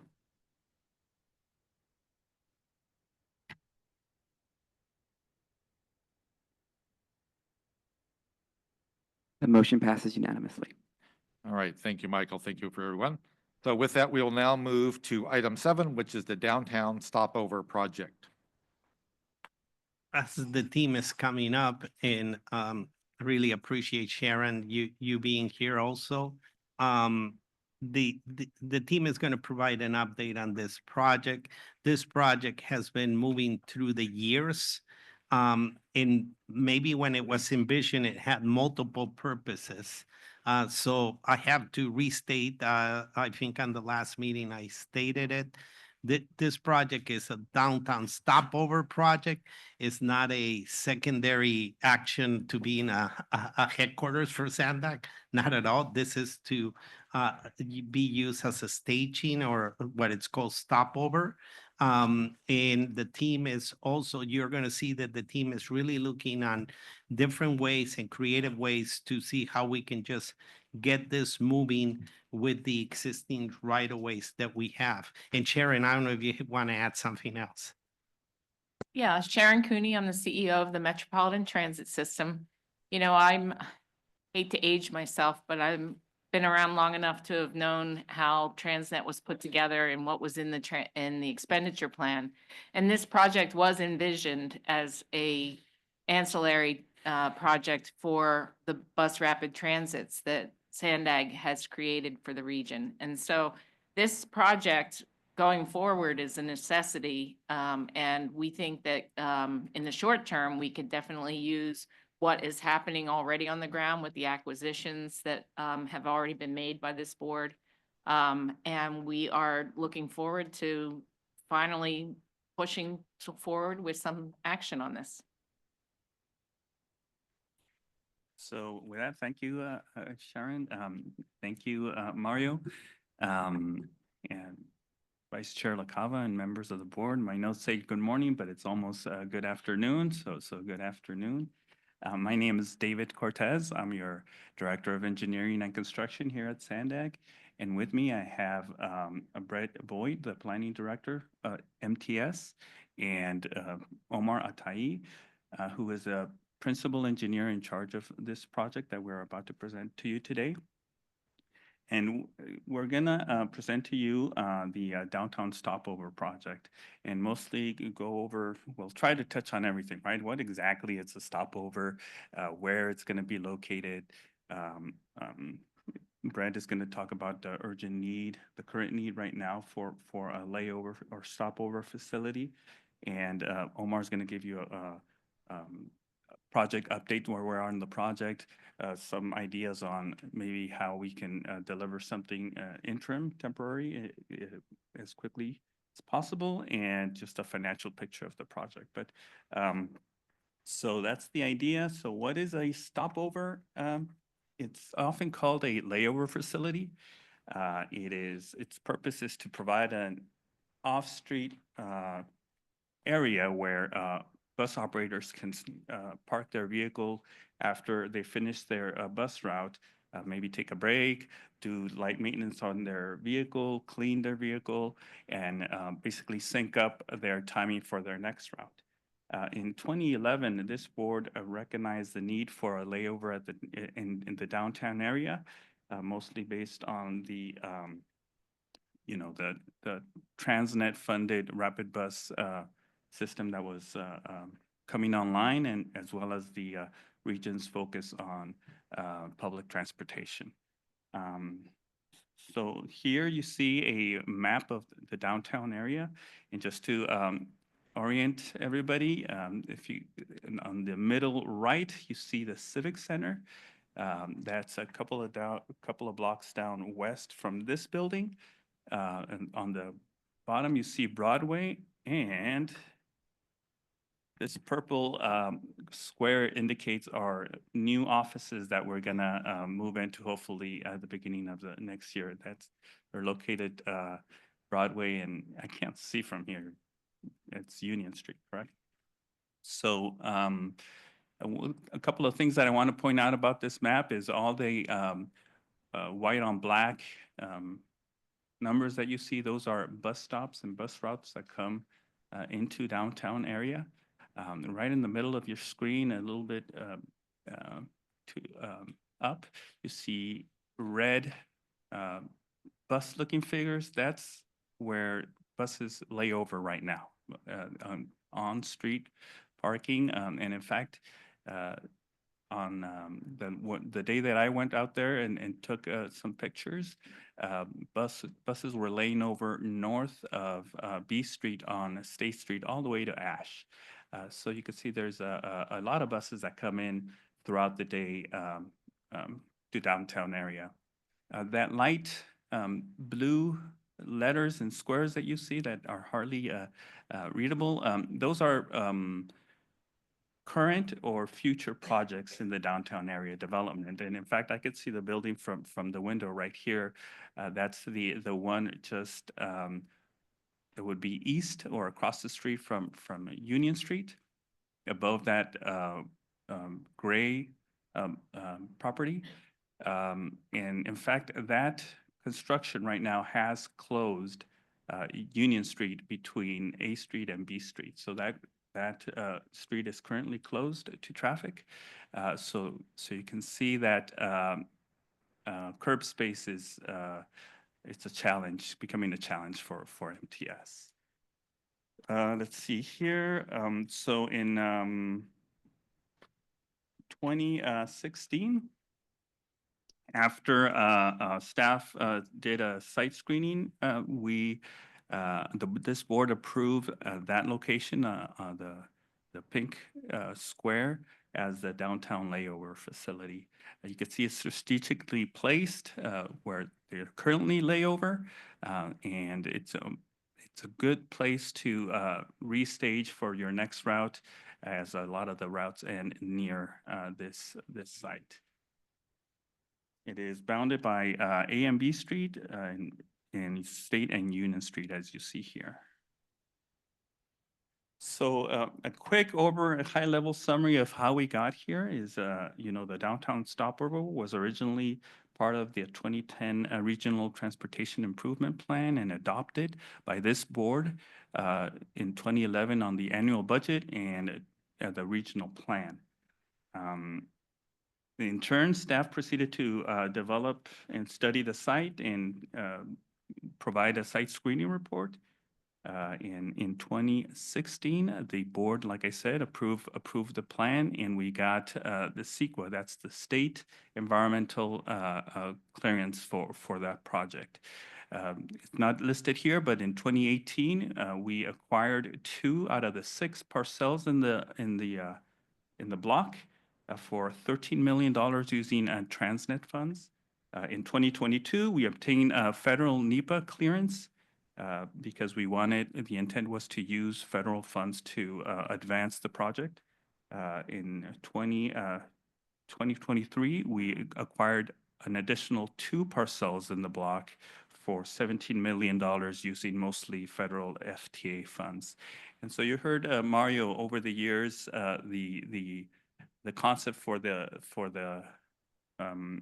for the property has evolved, but at its core, it's always been a layover facility, a downtown stopover that MTS urgently needs. Now, let me pass it to Brent to talk about that urgency. Okay, great. Thank you, David. Brent Boyd, Director of Planning and Scheduling for MTS, and thank you for giving the opportunity to present on this very important project for our operations and our operators themselves. As David mentioned, we have buses coming in from all over. The map that he showed, all the red points are layover points for our buses. We have 14 locations in downtown where we need to lay over buses. And what's happening is the buses are coming in from all points of the region. We have rapid buses that, as Sharon mentioned, was funded through Transnet. So this was identified as a key necessity in the Transnet projects. The rapid buses coming from Otay Mesa, from San Diego State, and from Escondido, and then also some other local buses. So there's 14 buses that we need to park on various curbsides within the city of San Diego, within the western part of downtown. And these are all of our buses that are coming west on Broadway, and they need a terminal in the western part of downtown San Diego. In terms of our operators now, they need a break time. Many of these routes could be upwards of an hour and a half each way. So they come in on the bus, they need to take a break, they need to use the restroom, that type of thing, before they go on their outbound trip, which is another hour and a half. Right now, they don't have a consolidated area to use the restroom or to take a break in a secure, safe, and clean place. They're basically all over downtown, and they have to walk a few blocks to the current location where we have portable restrooms at this point. And we have a few pictures of the site. So this site is looking southeast. We're along State Street right here, looking south towards B Street, and you see a line of portable restrooms. That is where our operators take breaks at this point. They can walk 2, 3, 4 blocks to this location. Any time of the night, we have buses operating right anytime from 4 a.m. to midnight, even after midnight. They're walking to this location to use the restroom. This is looking southwest from Union and A Street. And one of the issues that we want to point out here is construction. So there's currently a long-term construction project going on along Union Street. And this is where we're supposed to park the 215 and 235 buses. As David mentioned, he saw buses laying over on State Street when he was out there doing a site visit. That's currently where we're laying over the 215 and the 235 because we don't have access to this location. So anytime where there's construction that is going to impact one of our layover spots, we need to find an additional curb space in downtown to facilitate our layovers. Finally, this is the last picture looking northwest. This is State Street and B Street. This is kind of looking at the other angle where we saw the porta potties. The porta potties would be behind that bus that's on the left. And that's actually a standby bus. And of the 14 spots that we need downtown, 2 of them are standby buses. And what we do with those is they are ready to go at a moment's notice. If we have a bus breakdown or any significant delays, we have a bus and an operator ready to go to recover the schedule. That bus that you see there on the right, that's our 7 bus, and that comes down University Avenue. It's one of our most frequent services and one of our most well-used services by passengers. And we could have, anytime you see 1 bus there right now, but there could be 3 buses there at any given time. So that's why we need significant curb space downtown. And with that, I'll turn it over to Omar. Thank you. I want to talk a little bit about the right-of-way process. So this is the project site as we described. As you can see, A Street is on the north, State Street is on the west, B Street on the south, and Union Street on the east side. And the picture on the right kind of depicts where we're at. The purple properties are properties that we acquired that David had mentioned. The pink properties are properties that we have appraisals and we've started negotiations on. So focusing your attention on the left-hand side, I want to also mention the usage that are happening right now. The auto body shop is currently there. They're a tenant of ours, and we have a lease with them. Going down, the garage storage is a property that is being used, and we are in negotiations with them. And then the office spaces was a tenant, but they recently vacated the premises. The lower left is a parking lot that's being used by, it's being sublet to Ace Parking. And then we acquired the lower right-hand side, and Ace is our tenant as well. And then the northeast corner, the upper right, is a property that SANDAG purchased that's currently vacant. And so one of the things I do want to mention is, on this site, A Street and B Street, you know, it's downtown, you think it's flat, but it's actually, there's a significant fall elevation difference. So A Street's about 10 feet higher than B Street. And the middle of the block, halfway between A Street and B Street along the property line, there's a significant retaining wall, probably 5 or 6 feet high, to kind of make up that grade. So we'll get into a little bit as to how that poses challenges for future, you know, improvements. But currently, you know, we're working, appraisals were completed last summer. We're negotiating with the property owners, you know, we're trying to make progress, but we're looking at other ways to also sort of make that process more efficient. So we're also partnering with MTS and potentially having them help us kind of navigate through this negotiation process. I know, you know, we live in California, if there's faults and there's a lot of comments on the faulting in downtown. And in this situation, we fully acknowledge that there's a fault nearby. If you look at our site here, the yellow lines represent a fault trench and the circles represent boreholes where they actually went and took geotechnical information. And really what this is trying to do is it's trying to intercept any potential faults that are cutting through the site. And our testing, it's real preliminary. Early on, we didn't find any faults in the area. But nonetheless, the red dashed line is a mapped, you know, potential fault location, and the blue is a potential place where it could be. So conservatively, we carved out that upper right red triangle to say that we would preserve that area for potential faults to make sure that we're in compliance with the building code and we're set back. So, you know, if and when we go to the next level of development where we're building structures, we obviously will do more investigations. This is kind of a preliminary first blush just to kind of see what's out there. But the preliminary indications are that we don't see any faulting on site as of yet. And so really, as David mentioned, our approach is two-pronged, right? One is what can we do immediately because we, you know, all the issues that we talked about with, you know, the lack of curb spaces, the less than ideal situation for the drivers, and all the construction going on, right? And so what we did is we looked at some very high level, this is conceptual, no engineering behind it, just wanted some options we want to put on the table that we could potentially pursue. And in this situation, we looked at repurposing that southern half. Now, again, those red parcels are parcels that we do not own, and so this would obviously be contingent on the acquisition of that property on the southwest. But, you know, assuming that we were to be able to get, you know, possession of that property, we could repurpose that and pretty easily, because it's all at the same grade, it's below that grade break that I mentioned, we could put up an interim facility where we put some fencing, we put some temporary, you know, bathroom trailers and some break areas and, you know, whatever security MTS is needed. So without much investment, we could get going and build a facility to get some of those buses off the roadway. In this alternative, we are taking a different approach. We're saying, well, what can we do with the properties that we already own? So you see the properties again in red, we don't have possession of, but we own the eastern half of the property. And so the benefit to this project is we own the property. This is something that we could get going on in short order. The challenge again, you know, I'll mention that retaining wall. That blue square that you see goes right over the retaining wall. So we would have to regrade some of that site. And in order to do that, we have to build some retaining walls, you know, some structures, get some permits from the city. There's a little bit more of an investment there. We haven't done the cost estimates, but we know that just at the surface, there's a little more work to kind of regrade and make those grades, you know, something that a bus could traverse. Because of this additional grading that we would have to do, this would potentially trigger some revalidation for the environmental document. Not a big deal. It's certainly part of the process, but you know, it is a consideration. The previous alternative was more of doing improvements at the surface, so our environmental document covers us. And then this is kind of focused on the future project, right?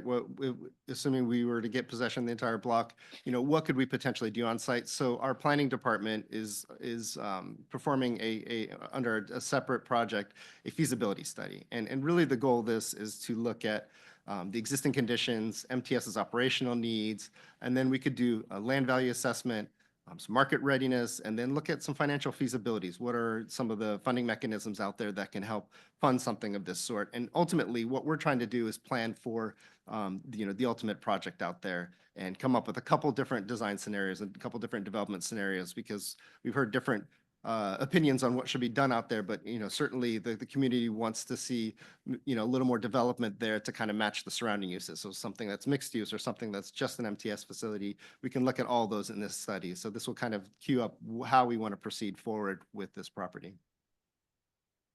And then here's a snapshot of the budget. On the right, it's kind of, you have the breakdown of the budget. So the Transnet funded, as David mentioned, 41%, primarily the first two properties that were acquired in 2018. The blue is federal funds, it's RSTIP and FTA, and those were to acquire the other two properties.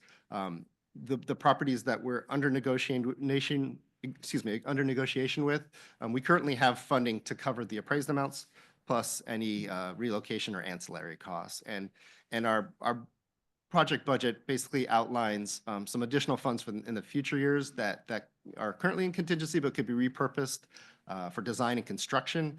We just really have to define the path that we're going to move forward before we allocate those funds in the proper location. So finally, next steps, we have the appraisals, as I mentioned. We're negotiating with the property owners. We're looking at other options and partnering with MTS in terms of making that process a little more efficient in the property acquisition. We're working on a temporary facility, as I showed, to try to get something more short-term to get the vehicles off the roadways and onto the property. And then finally, we're looking at advancing the project towards the design and construction of a permanent bus stop. And so with that, I'll turn it back over to you, Chair. All right, thank you to SANDAG staff for the presentation. Thank you to Brett and Sharon from MTS joining us for this important conversation. As a reminder, this is an information-only item, but with that, let's go to public comment. First public comment is Truth, followed by allegedly Audra.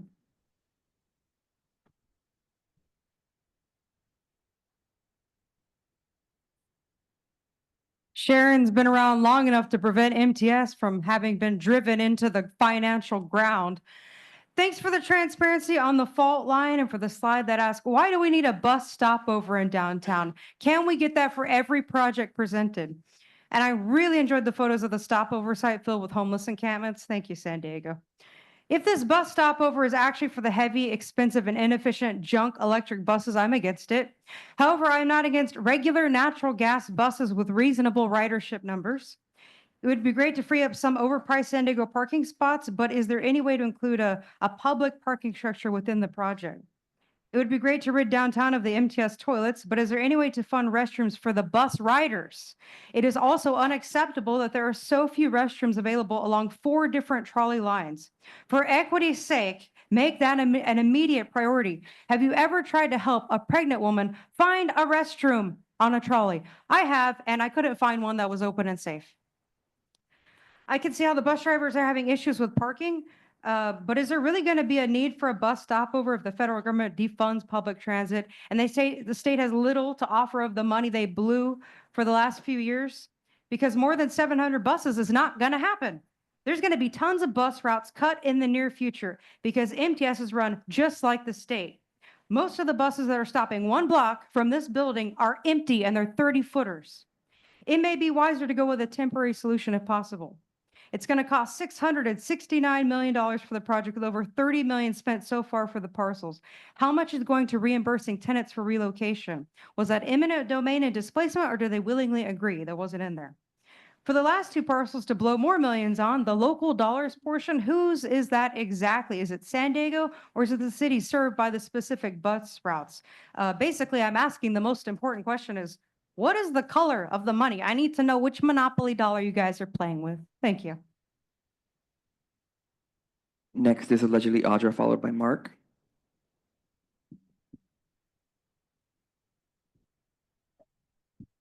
You guys love racketeering, right? It's good. Yeah, this is interesting because if this was for like all of the riders, maybe it would be worth spending this much money.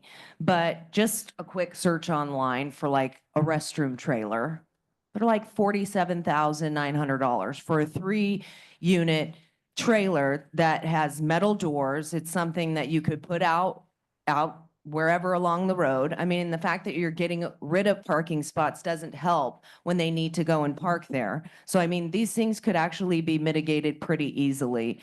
And you do, if you want people to be riding public transit like this, you need to be providing bathrooms for everybody. But to spend this much money just on employees when not a lot of people ride the bus, more people drive, more people do. And it's like, no matter how much you spend to try and get people into this new way of living, doesn't mean everybody's going to jump on board unless you really lock everybody down in their 15-minute city, then you're definitely going to get that. But it's just, I mean, there's also other, companies that do advertising on, infrastructure like bathrooms that you could get revenue from it being there, but spend a lot less money than you guys do. It's crazy the amounts of money that you guys will throw away, that people work really hard for the money that you guys spend. And many times it just goes into somebody else's pockets. That's why I'm calling this a racket, because it's like, not only are you don't even have all of the property potentially that you could use, like you could literally fix these problems lickety split, like spend $47,900 on each unit, put 10 of them downtown, and you have 30 bathrooms. Oh my gosh. And then maybe other people could use them too. Who knows? Have some specifically for the workers and have some for the people. But do something that's actually going to move the needle forward, not just waste the people's money. It's just nuts how much you guys do that. And it's really sad. Thank you. Your time has expired. Next is Mark, followed by Paul the Bull online.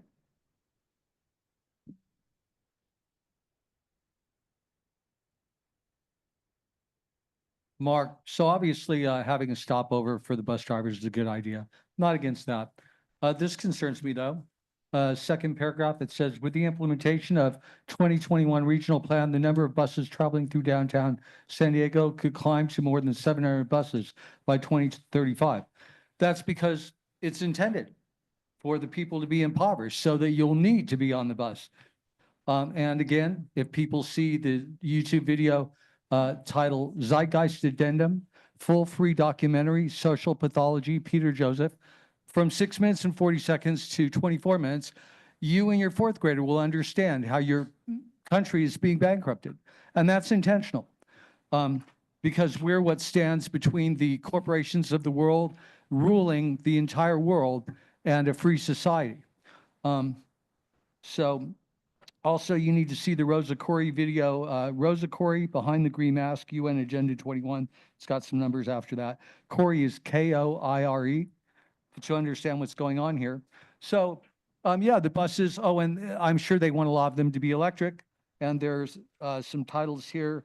Electric cars release more toxic emissions than gas-powered vehicles and are worse for the environment. Resurface study warns. I think that's an article. They do have 15-minute cities already they're experimenting with. If people think that's just a made-up conspiracy theory, look up cul-de-sac Tempe could become America's first car-free. Of course, this is all done in the name of climate change and saving us from just drowning from the ocean. By the way, I was raised in PB. When I was young, 5 years old, all the boys and girls walked to school together. All the parents that come out of World War II, everyone had incredible guns. No one was afraid to walk around. And I can't tell the difference between the ocean today and back then when I was 5. I've seen it my whole life. And I lived during the Great. Thank you. Your time has expired. Next is Paul the Bold online, followed by Catherine Rhodes.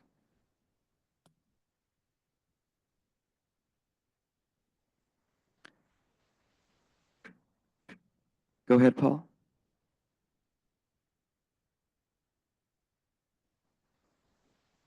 We'll go to Catherine Rhodes. Hello, this is Catherine Rhodes. First, I wanted to tell you in your draft fiscal year 2026 capital projects budget, for CIP number 1201514, it's called the Downtown Multi-Use and Bus Stopover Facility. It says preliminary engineering, design, and right-of-way activities for bus stopover facility and potential for a multi-use facility that would include office, residential, and retail development. So yes, I guess it's now not going to be part of the SANDAG's headquarters, but it is going to be a development project for I don't know who. So anyway, so far it looks like you spent $47 million to park buses. I think that you should not spend any more money and make sure that staff doesn't spend for the board. Make sure that you cut off the money supply to buy more properties. There's no need. And then when those, let's say those leases expire, maybe, lease it or whatever, if somebody comes up with a plan for this. But don't put any more money in it.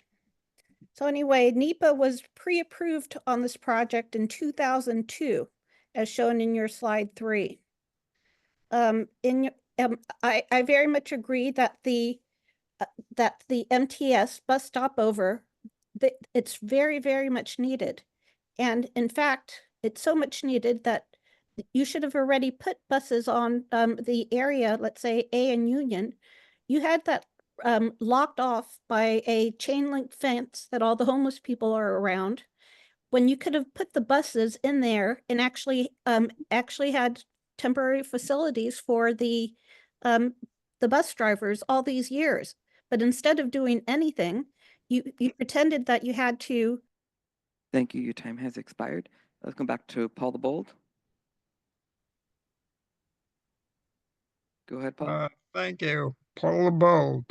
SANDAG shows a site in downtown San Diego for the downtown stopover project to provide us a more secure place in one site to park MTS buses in one big lot and provide more security and cleaner toilets. In 2010, then bought 4 out of the 6 parcels on the site in 2018 for about 30 million. Wow, a long-term project. According to the map in the presentation, an earthquake fault runs under the project, which will need mitigation, and I hope it's in the budget, or maybe it's only nearby, but the building will need strengthening. We need to know. Maybe that's why the project's taking so long.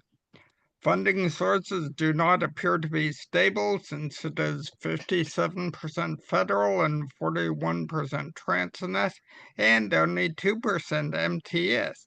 SANDAG has admitted, Executive Committee budget item, that Transnet funding is likely an overestimate and Fed funds keep getting blocked. So I would say funding is not certain for a while, and probably not for a long time. And you still need buildings and earthquake mitigation.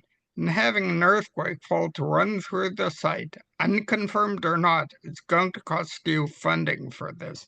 I mean, why should people buy into a place with an unmitigated fault? But after mitigation, it looks like a good plan. It won't be completed for several years and may be delayed due to funding and location. And I think MTS should pay more. Thank you. Your time has expired. Next is Gambler, followed by Consuelo.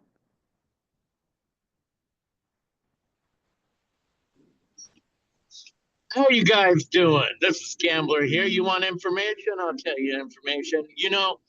The lobbyist groups and all that stuff, like ACLU, you guys all read that information. How many of you guys are tied to them?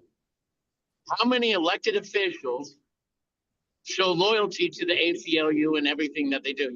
That's like 51%. So no shit that all the funding goes to all these funds. And if you guys don't get on board, you're just going to somehow lose your next election. So I understand that they have a stranglehold on you guys. I'm taking that away. You could go ahead and vote for ACLU, for the global warming initiative and all that stuff. Or you could go ahead and act like you're actually doing something about it instead of digging holes, using slave labor to achieve your goals in other countries, destroying their environment while you're trying to save ours. You could go ahead and build carbon collection devices that could strengthen our roads so that we don't need to replace them all the time. It makes it 10, 20, 30 times stronger by just adding the graphene from the carbon that is in the air. You could also recycle the plastic. Did you know that? You could recycle the plastic, make fuel out of that, and the byproduct of that is graphene. Completely and utterly recycling it. So obviously, your initiatives are not the Green New Deal. It is give me more money and give my friends more money. So you could go ahead and continue going down the path that you're making. Go ahead and continue ignoring the route that everyone wants you to take, but you want to go ahead and dig a hole. You want to spend as much money as humanly possible. You want to invest all your money to go ahead and research every single aspect of that. Meanwhile, telling everyone else, yeah, we'll get to it at a certain point, but your time is already done. That is what you. Thank you, Gambler. Your time has expired. Next is Michael, Consuelo. can you Yes. just hold on for just a second? Given that it's 12:25, we have 2 more online speakers. We have 5 board members that want to speak on this item. We have 3 online non-agenda public comment. Can I get a motion to extend this meeting till 1 o'clock? I'll make that motion. All right, thank you. And a Second by Edson. Can we take a voice vote? We'll do the vote with the regular way. So this is to extend the meeting until 1 o'clock.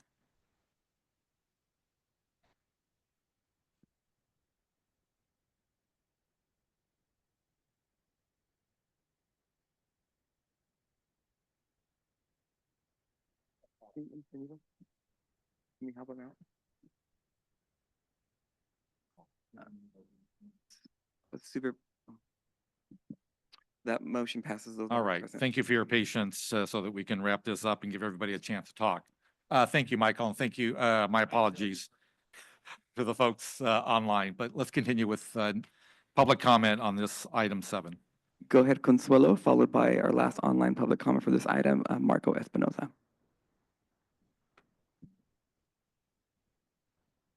Okay, can you hear me? Yes, we can. Thank you. Okay, great. Thank you.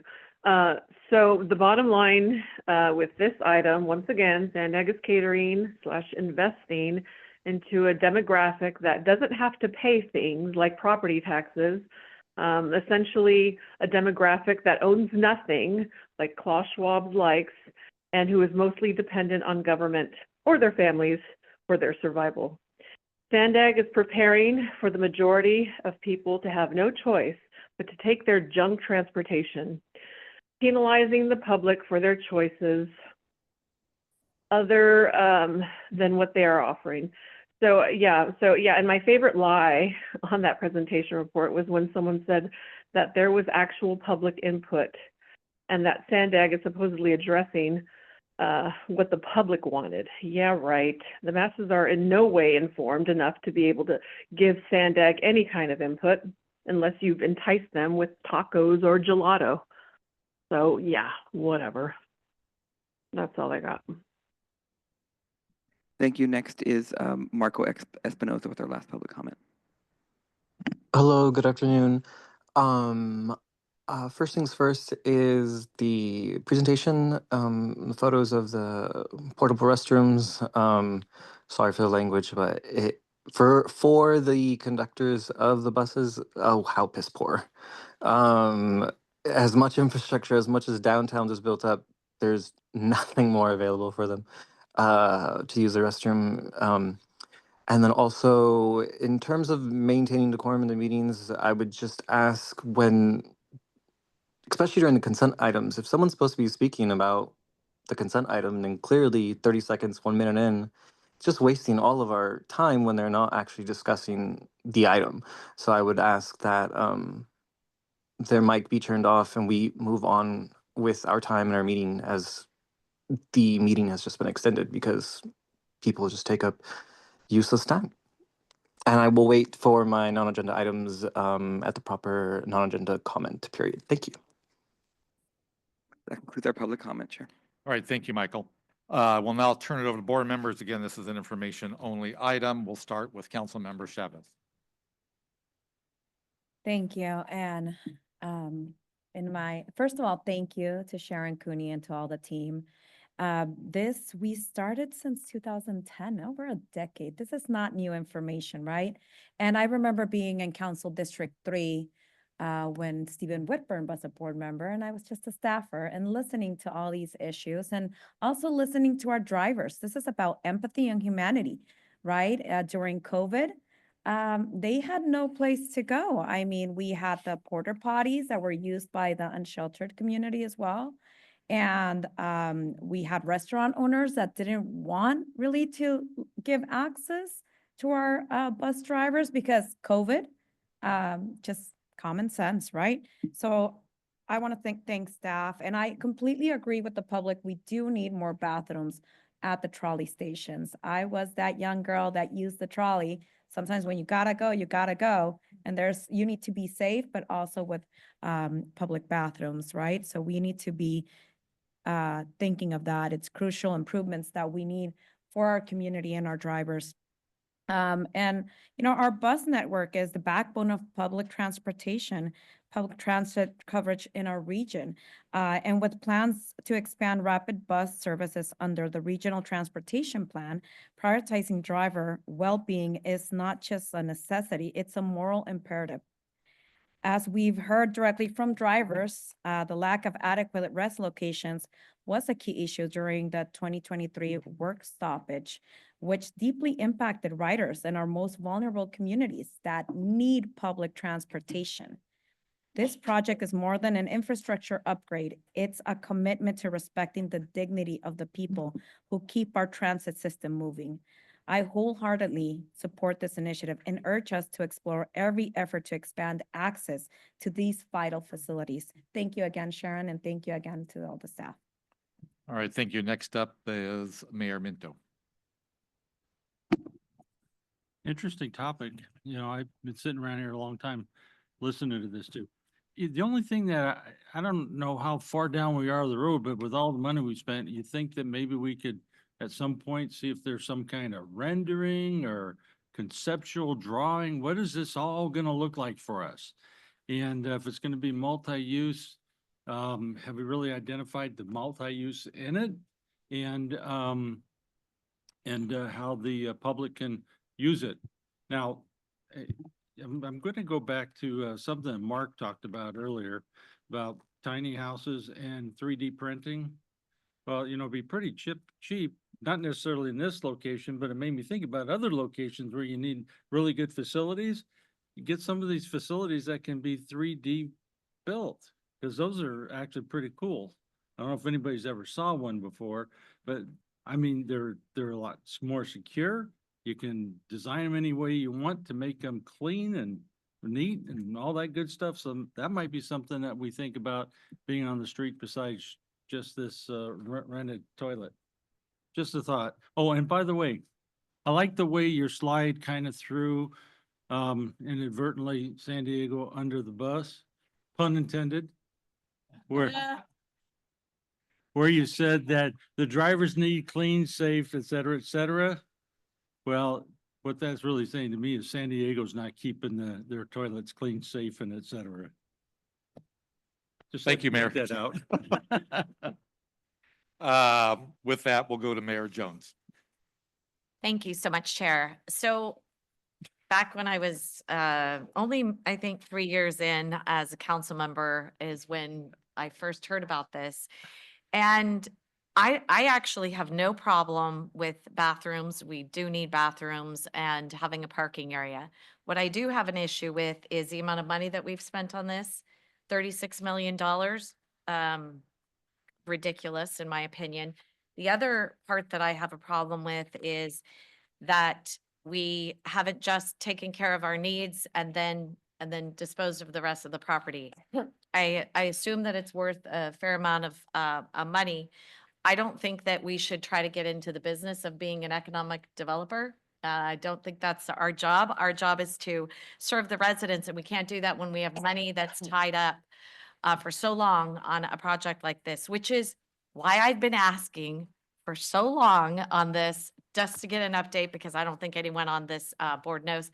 I do believe that you probably do, Mayor Minto, and possibly Carrie Downey. I think those are the only two board members that have been around all of this time. So that being said, I personally think we should figure out what MTS needs, but using 15 corridor multi-funds or whatever it's, I forget what we called that. Sorry, I'm not going to look through my notes right now, but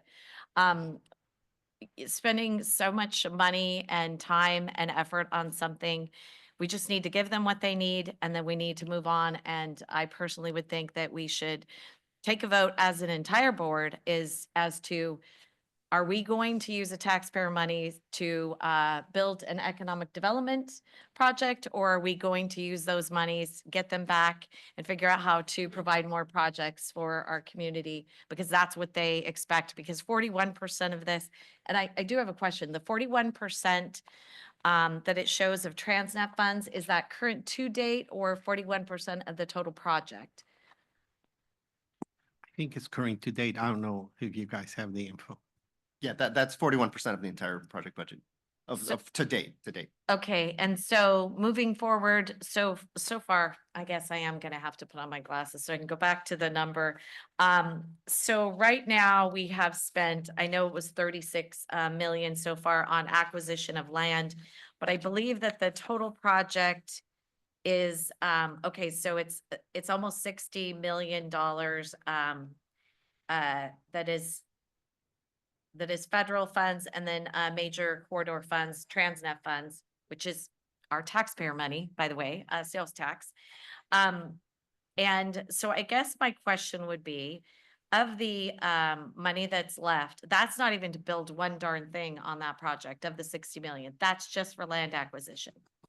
No, that's not correct. So the 60 million also includes future years. So if we get some direction on kind of this interim facility, then we would have some funds that could be allocated for construction. So that's not in this fiscal year, it's in the next fiscal years. So the $60 million, I need to get So clarity on the what that 60 exactly million is. includes the appraised amounts for future acquisitions, and it includes 4 or 9 million in reserve.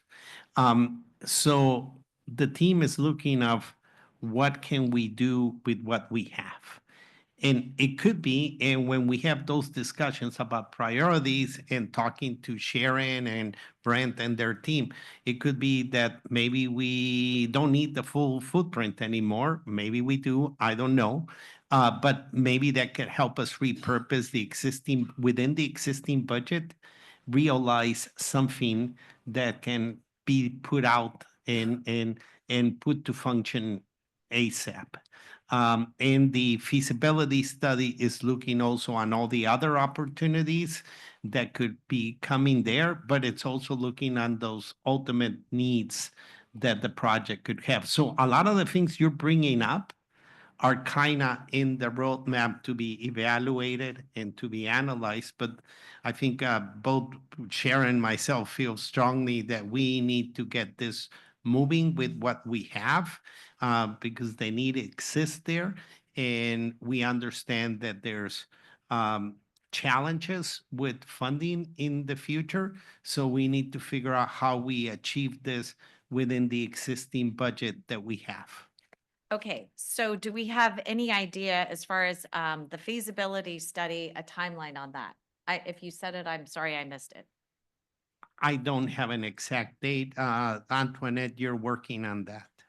So here would be something I would think. We find out what the feasibility timeline is, you know, just to be smart about money, because we've got a lot of money tied up in this. We find out what the feasibility study tells us, and then we come back to the full board and figure out where is this a priority, because it's not even in our regional plan that I could find. I mean, I don't believe it's actually in our regional plan in the 2021 plan. Might be, I don't know. I might have missed it, but I asked that question and I got an answer that didn't make sense to me. So maybe some clarity on that would be helpful also. So for the feasibility study, we're going to be kicking that off in the next couple of months, and it's probably about a year's worth of work.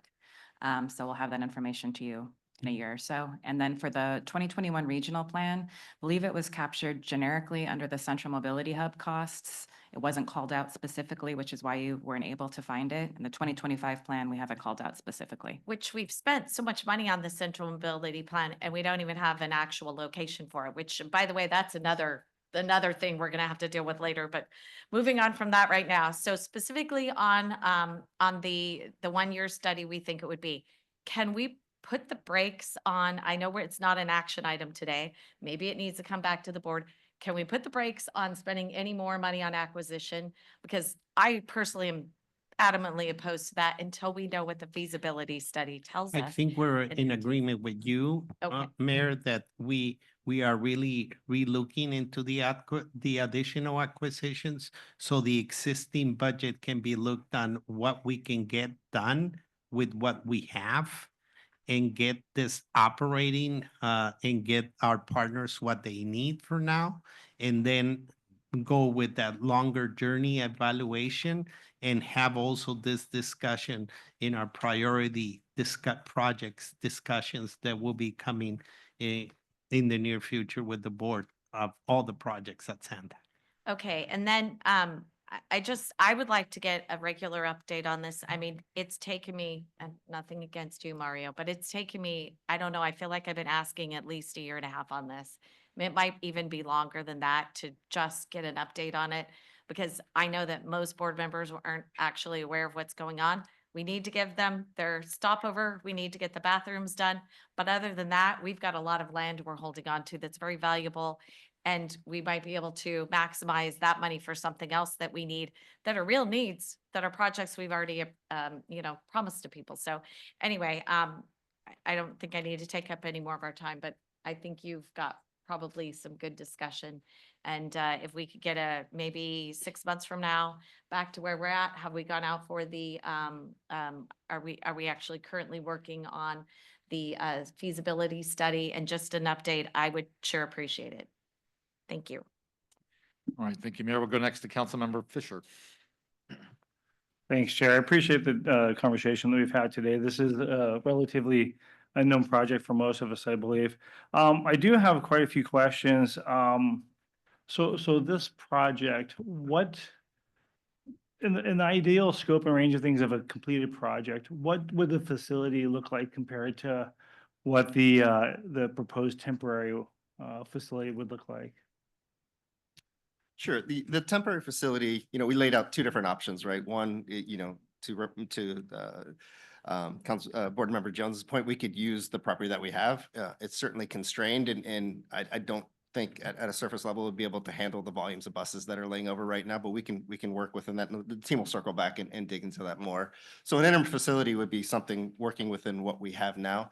As far as the permanent facility, that could look a lot of different ways. We haven't gotten there yet. So part of the reason planning is going to study is it could be just an MTS facility with some surface level parking. It could be something more than that. Really, we want to study that and work with MTS to see, what the opportunities are.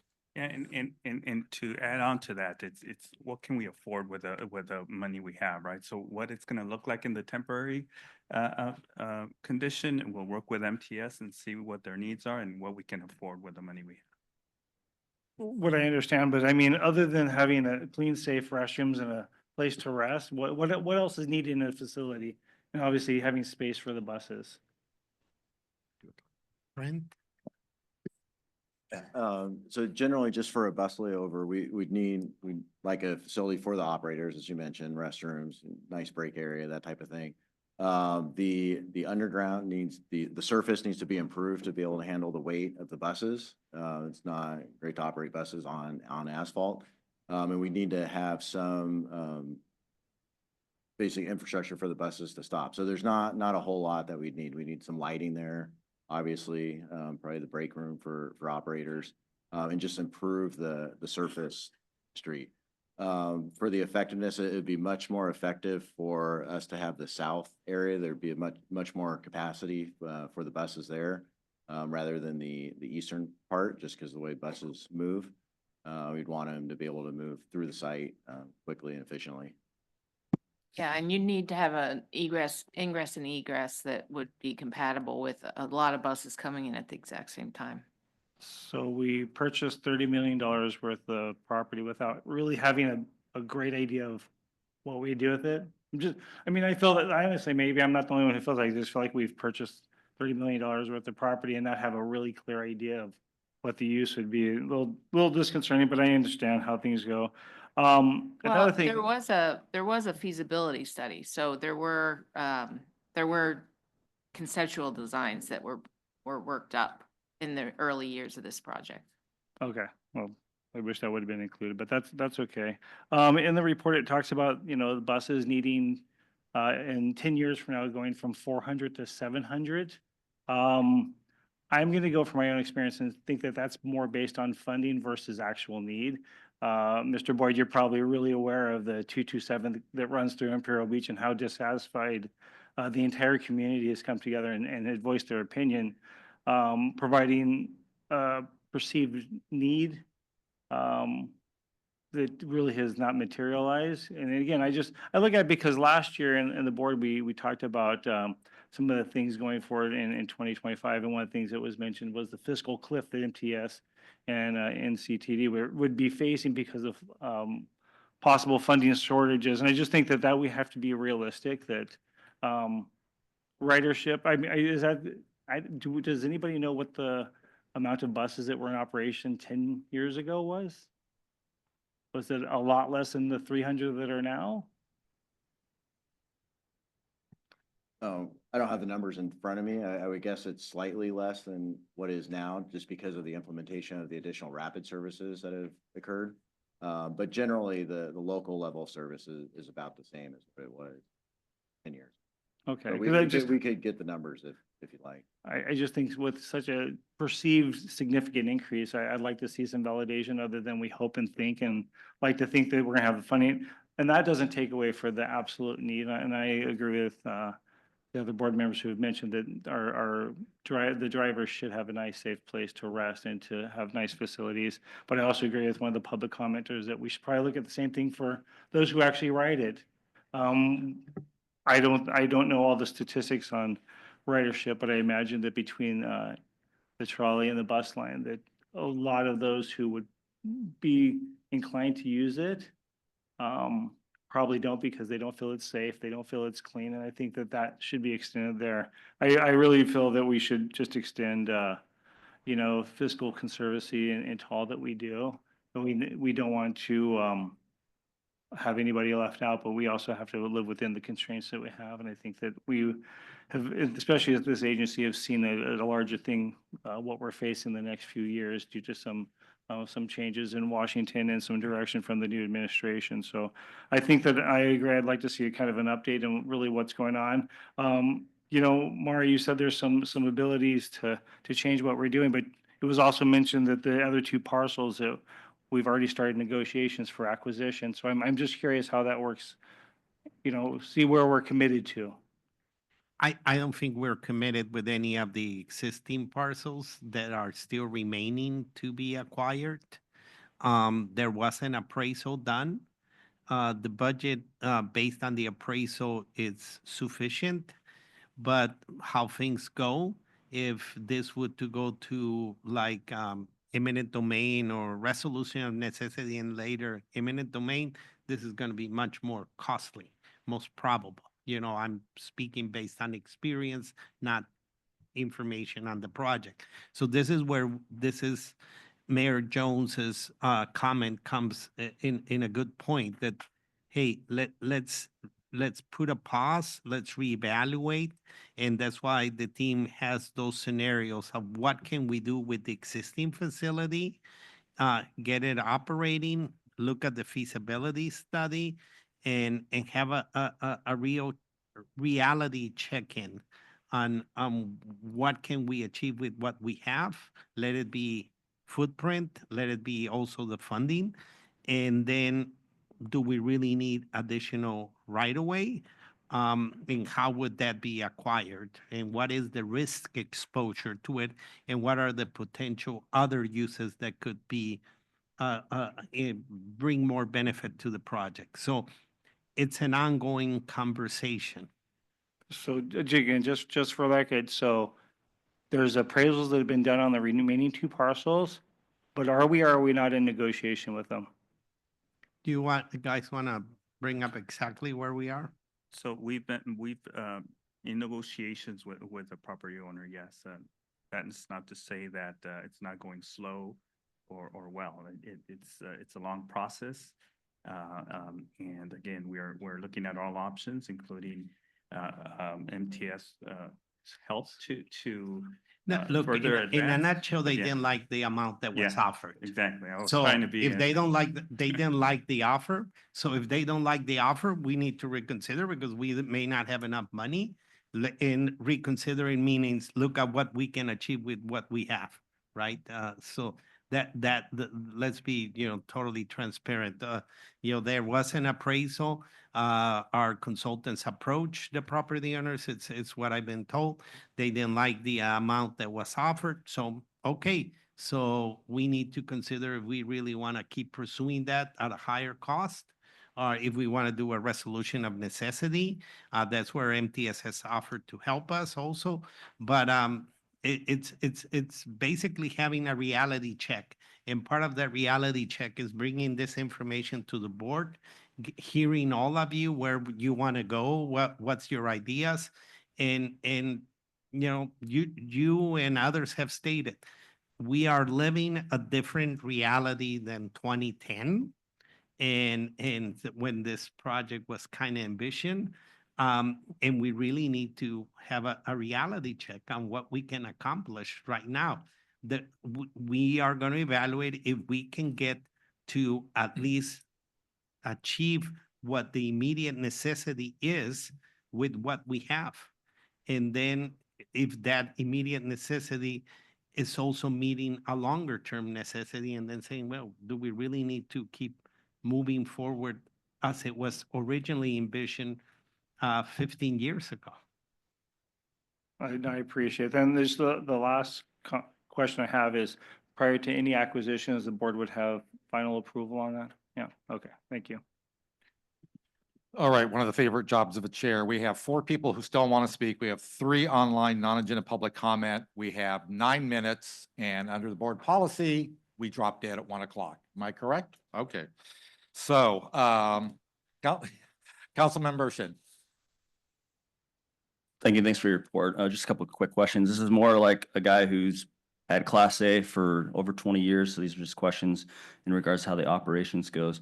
How many buses converge at a given time at like maximum capacity in this area? Well, we need capacity for 14 buses, and that includes 2 standbys. So it could be 12 buses at maximum. It's unlikely that there's 12 at any given time, but we need the flexibility for 12. Gotcha. Do shift changes occur at this site at times? And if not, would they occur at like emergencies? Like, let's say someone's calling in sick and they got to pull over and do a shift change? We could look up on how many shift changes happen there. Shift changes happen all over the region. So It can happen there though. It could happen. Okay. Yes. And then, so currently right now, all activities that the operators are doing are curbside. Correct. Okay. So, the biggest thing that I think you guys are discounting is you keep making comments like this is like a lounge, like it's an airport lounge. And as a commercial operator, when I have to have one of those gigantic rigs and I'm driving it, when a shift change occurs, DOT and OSHA states specifically that I'm going to be doing an inspection. And I have to get out a creeper and I have to go down there all around. If I'm doing that curbside, we all know how unsafe that is. Being in downtown San Diego, getting a creeper out, checking out my air brakes, checking out all my levels. It just seems, I would file issues on my safety if I was one of those drivers at some point. So I see the importance of getting this thing going. I just think that you should kind of rename what this facility's use is for, and it's not really just a lounge. That's like tertiary compared to what we really need to do in this area. Needs compressors, it needs all these things just in case there's a couple little hiccups and you need to do stuff there. So where they need a bathroom, that's great and all, but what they really need to do is be able to do appropriate shift changes, or they need to do appropriate inspections per DOT and OSHA. Keeps us all safe as Class A drivers. And then on the other note, just with the feasibility study, for as much as I know we don't want to be an economic driver in per se as SANDAG, I think in some of these locations we actually do if we already own quite a bit of the property. So I hope the feasibility study will show means of us being able to recoup the costs that we had on this property as well. That's it. All right, thank you for those comments. We'll go next to Councilmember Cazares. Thank you. I'll be brief. Thank you so much for coming today. Brand new board member, and so this is pretty new to me, but this has been going on since I was 12 years old. I'll be well into my 30s before we have a temporary one up, and that's pretty concerning. I really appreciate the work that's been done, and that will continue to be done, because I really think that this is a dignity issue for our drivers, a safety issue. I'm supportive of the project, but I mean, I wanted to really put that into perspective, how long this has been going on. And so I agree with Mayor Jones that we definitely need to be getting regular updates on this, especially, and maybe individual briefings. We can reach out, those of us that are new, to get more information. But also, I had a question, when this is like really long-term, not temporary, but once we have it completely built, is there a possibility of, building up and including something like a parking structure where we can help recoup cost or things like that? Is it still like very open, or is there more of a plan that we didn't see today? That's just what I want to know. Yeah, absolutely. The options are open. We can study, the planning process is going to look at that as well. We can study whatever in terms of the future. Like I mentioned, it's kind of a two-pronged approach of what can we do now, and then we can also concurrently sort of see what can we envision and look at the financial feasibility of those different options. So that's forthcoming. Thank you very much. I really appreciate it. And I'll just add that temporary option A seems to make a little bit more sense, because once you get into that environmental review, it can take even longer. And I don't want to be in my 40s or 50s before we get to this. So thanks. It's not so bad. We'll go back to Mayor Jones. Thank you, Chair. I had my question answered by our director. All right, we'll go to Ms. Maxon. Thank you. I'm an extremely budget conscious person, and you already own half the block, which is parking lot, so there's no building in the way. Is there a reason you cannot walk across the street to Columbia Tower, rent an apartment that would be nice for a break room, would have bathrooms, it would have a rest area because you could have one bedroom, and you also have kitchen facilities there. We're not in the business of operating and running facilities. That's what I would do with the taxpayers' money. You have a nice parking area there on one whole side of the block, plenty of space for the buses, both for egress and ingress. And then you walk across the street and you go to the Columbia Tower and you go up to your dedicated break room apartment. It's already there. Is there any reason why that can't be done? Thank you. All right, thank you. We'll go now to Council Member. Thank you. I have a question for staff. So A Street to B Street, there's a 10-foot elevation fall approximately, right? Is there an elevation difference between State and Union that's dramatic? Not to my knowledge, because I think they're kind of parallel. Okay, thank you.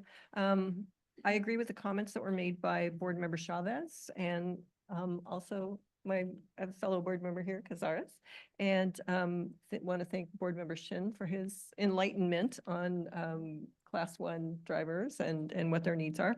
I think that there's a clear need, both short and long term, for the stopover facility. I recognize the need to serve MTS employees and operational needs, and also the need for public restrooms in the western part of downtown.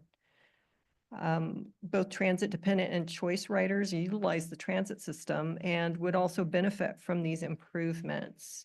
When I look at the slides, I think that there are some options, I think there are a lot of options. So, I look forward to the feasibility study, but I'd love to talk to staff offline to bounce some things around, just looking at the little puzzle pieces. I think there's ways to do this that might work. All right, thank you, Council Member. We don't see anybody else in the lights, so thank you to staff and MTS. Oh, I'm sorry. We're coming back in pretty fast. Mayor, we have like 2 minutes left. Thank you. Thank you. Mayor Sanchez. First of all, I want to say thank you for that update. I know this is informational. I wanted to get it on the record that I do support this project for the reasons that were given by Board Member Chavez and also Board Member Cazares. Definitely in North County, we are seeing a shortage of bus drivers. We have to make it a way that is responsible and honors this work. It's a very, very difficult job. What I wanted to ask is this a potential opportunity for doing a platform type of getting off, on and off. I know that that is something that's more like a visionary kind of a thing. Also, if there's any opportunities, who is going to be managing or maintaining the facilities? Definitely priority is for the workers. I hear some support for the public. I don't know if say, the city of San Diego has some information about that. And would that be an opportunity to work with the city of San Diego with respect to those public restrooms, especially for long-term maintenance and all that? Yeah, maybe we can cut some of these costs down or share. All right, I'm going to apologize to the three not agenda public online comments. We're not going to get to you, so we're going to give Mayor Snow and Mayor Duncan one last shot before 1 o'clock. First, I just wanted to announce that Lemon Grove did open their new, with MTS, got their bathrooms there. So we're excited for that. We've got new facilities over there that are now open. The other idea is it's not 2010, and things that we couldn't have envisioned back in 2010 are now occurring. One of those is that the campus at Horton Plaza is looking at foreclosure. This might be the opportunity where other people are looking at selling their properties to us for a very, very high price. This might be an opportunity for us to get in and be able to take advantage of a changing market. So that's something that I think we should be taking a look at. It also is flatter and more amenable. There's already a gigantic parking structure there. We could lift it up so that buses could clear that. It's covered. So there's a lot of opportunity right there with the possibility of being able to bargain much better than we have, where we have two properties that they know how much value it is and that we have money. So taking a look at the new conditions in the market, I would recommend. Thank you. Thank you, Mayor Snow. Mayor Duncan?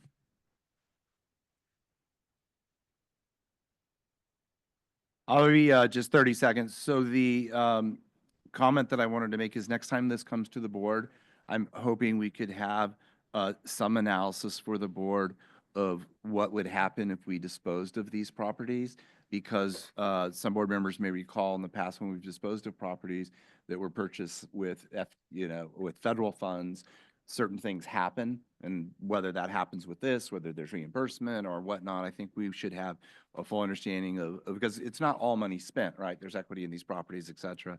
But I would like to have that information. And just my final comment would be, it does seem we should try to move forward if we're going to with the simplest, quickest project that we could accomplish the goals that are necessary for MTS. Thank you. All right, thank you. Now there really is nobody else in the light. So the three members that were waiting, we apologize. You can bring your non-agenda public comment to the next meeting. This concludes our meeting. The next Board of Directors meeting will be March 28th at 9 a.m. This meeting is adjourned.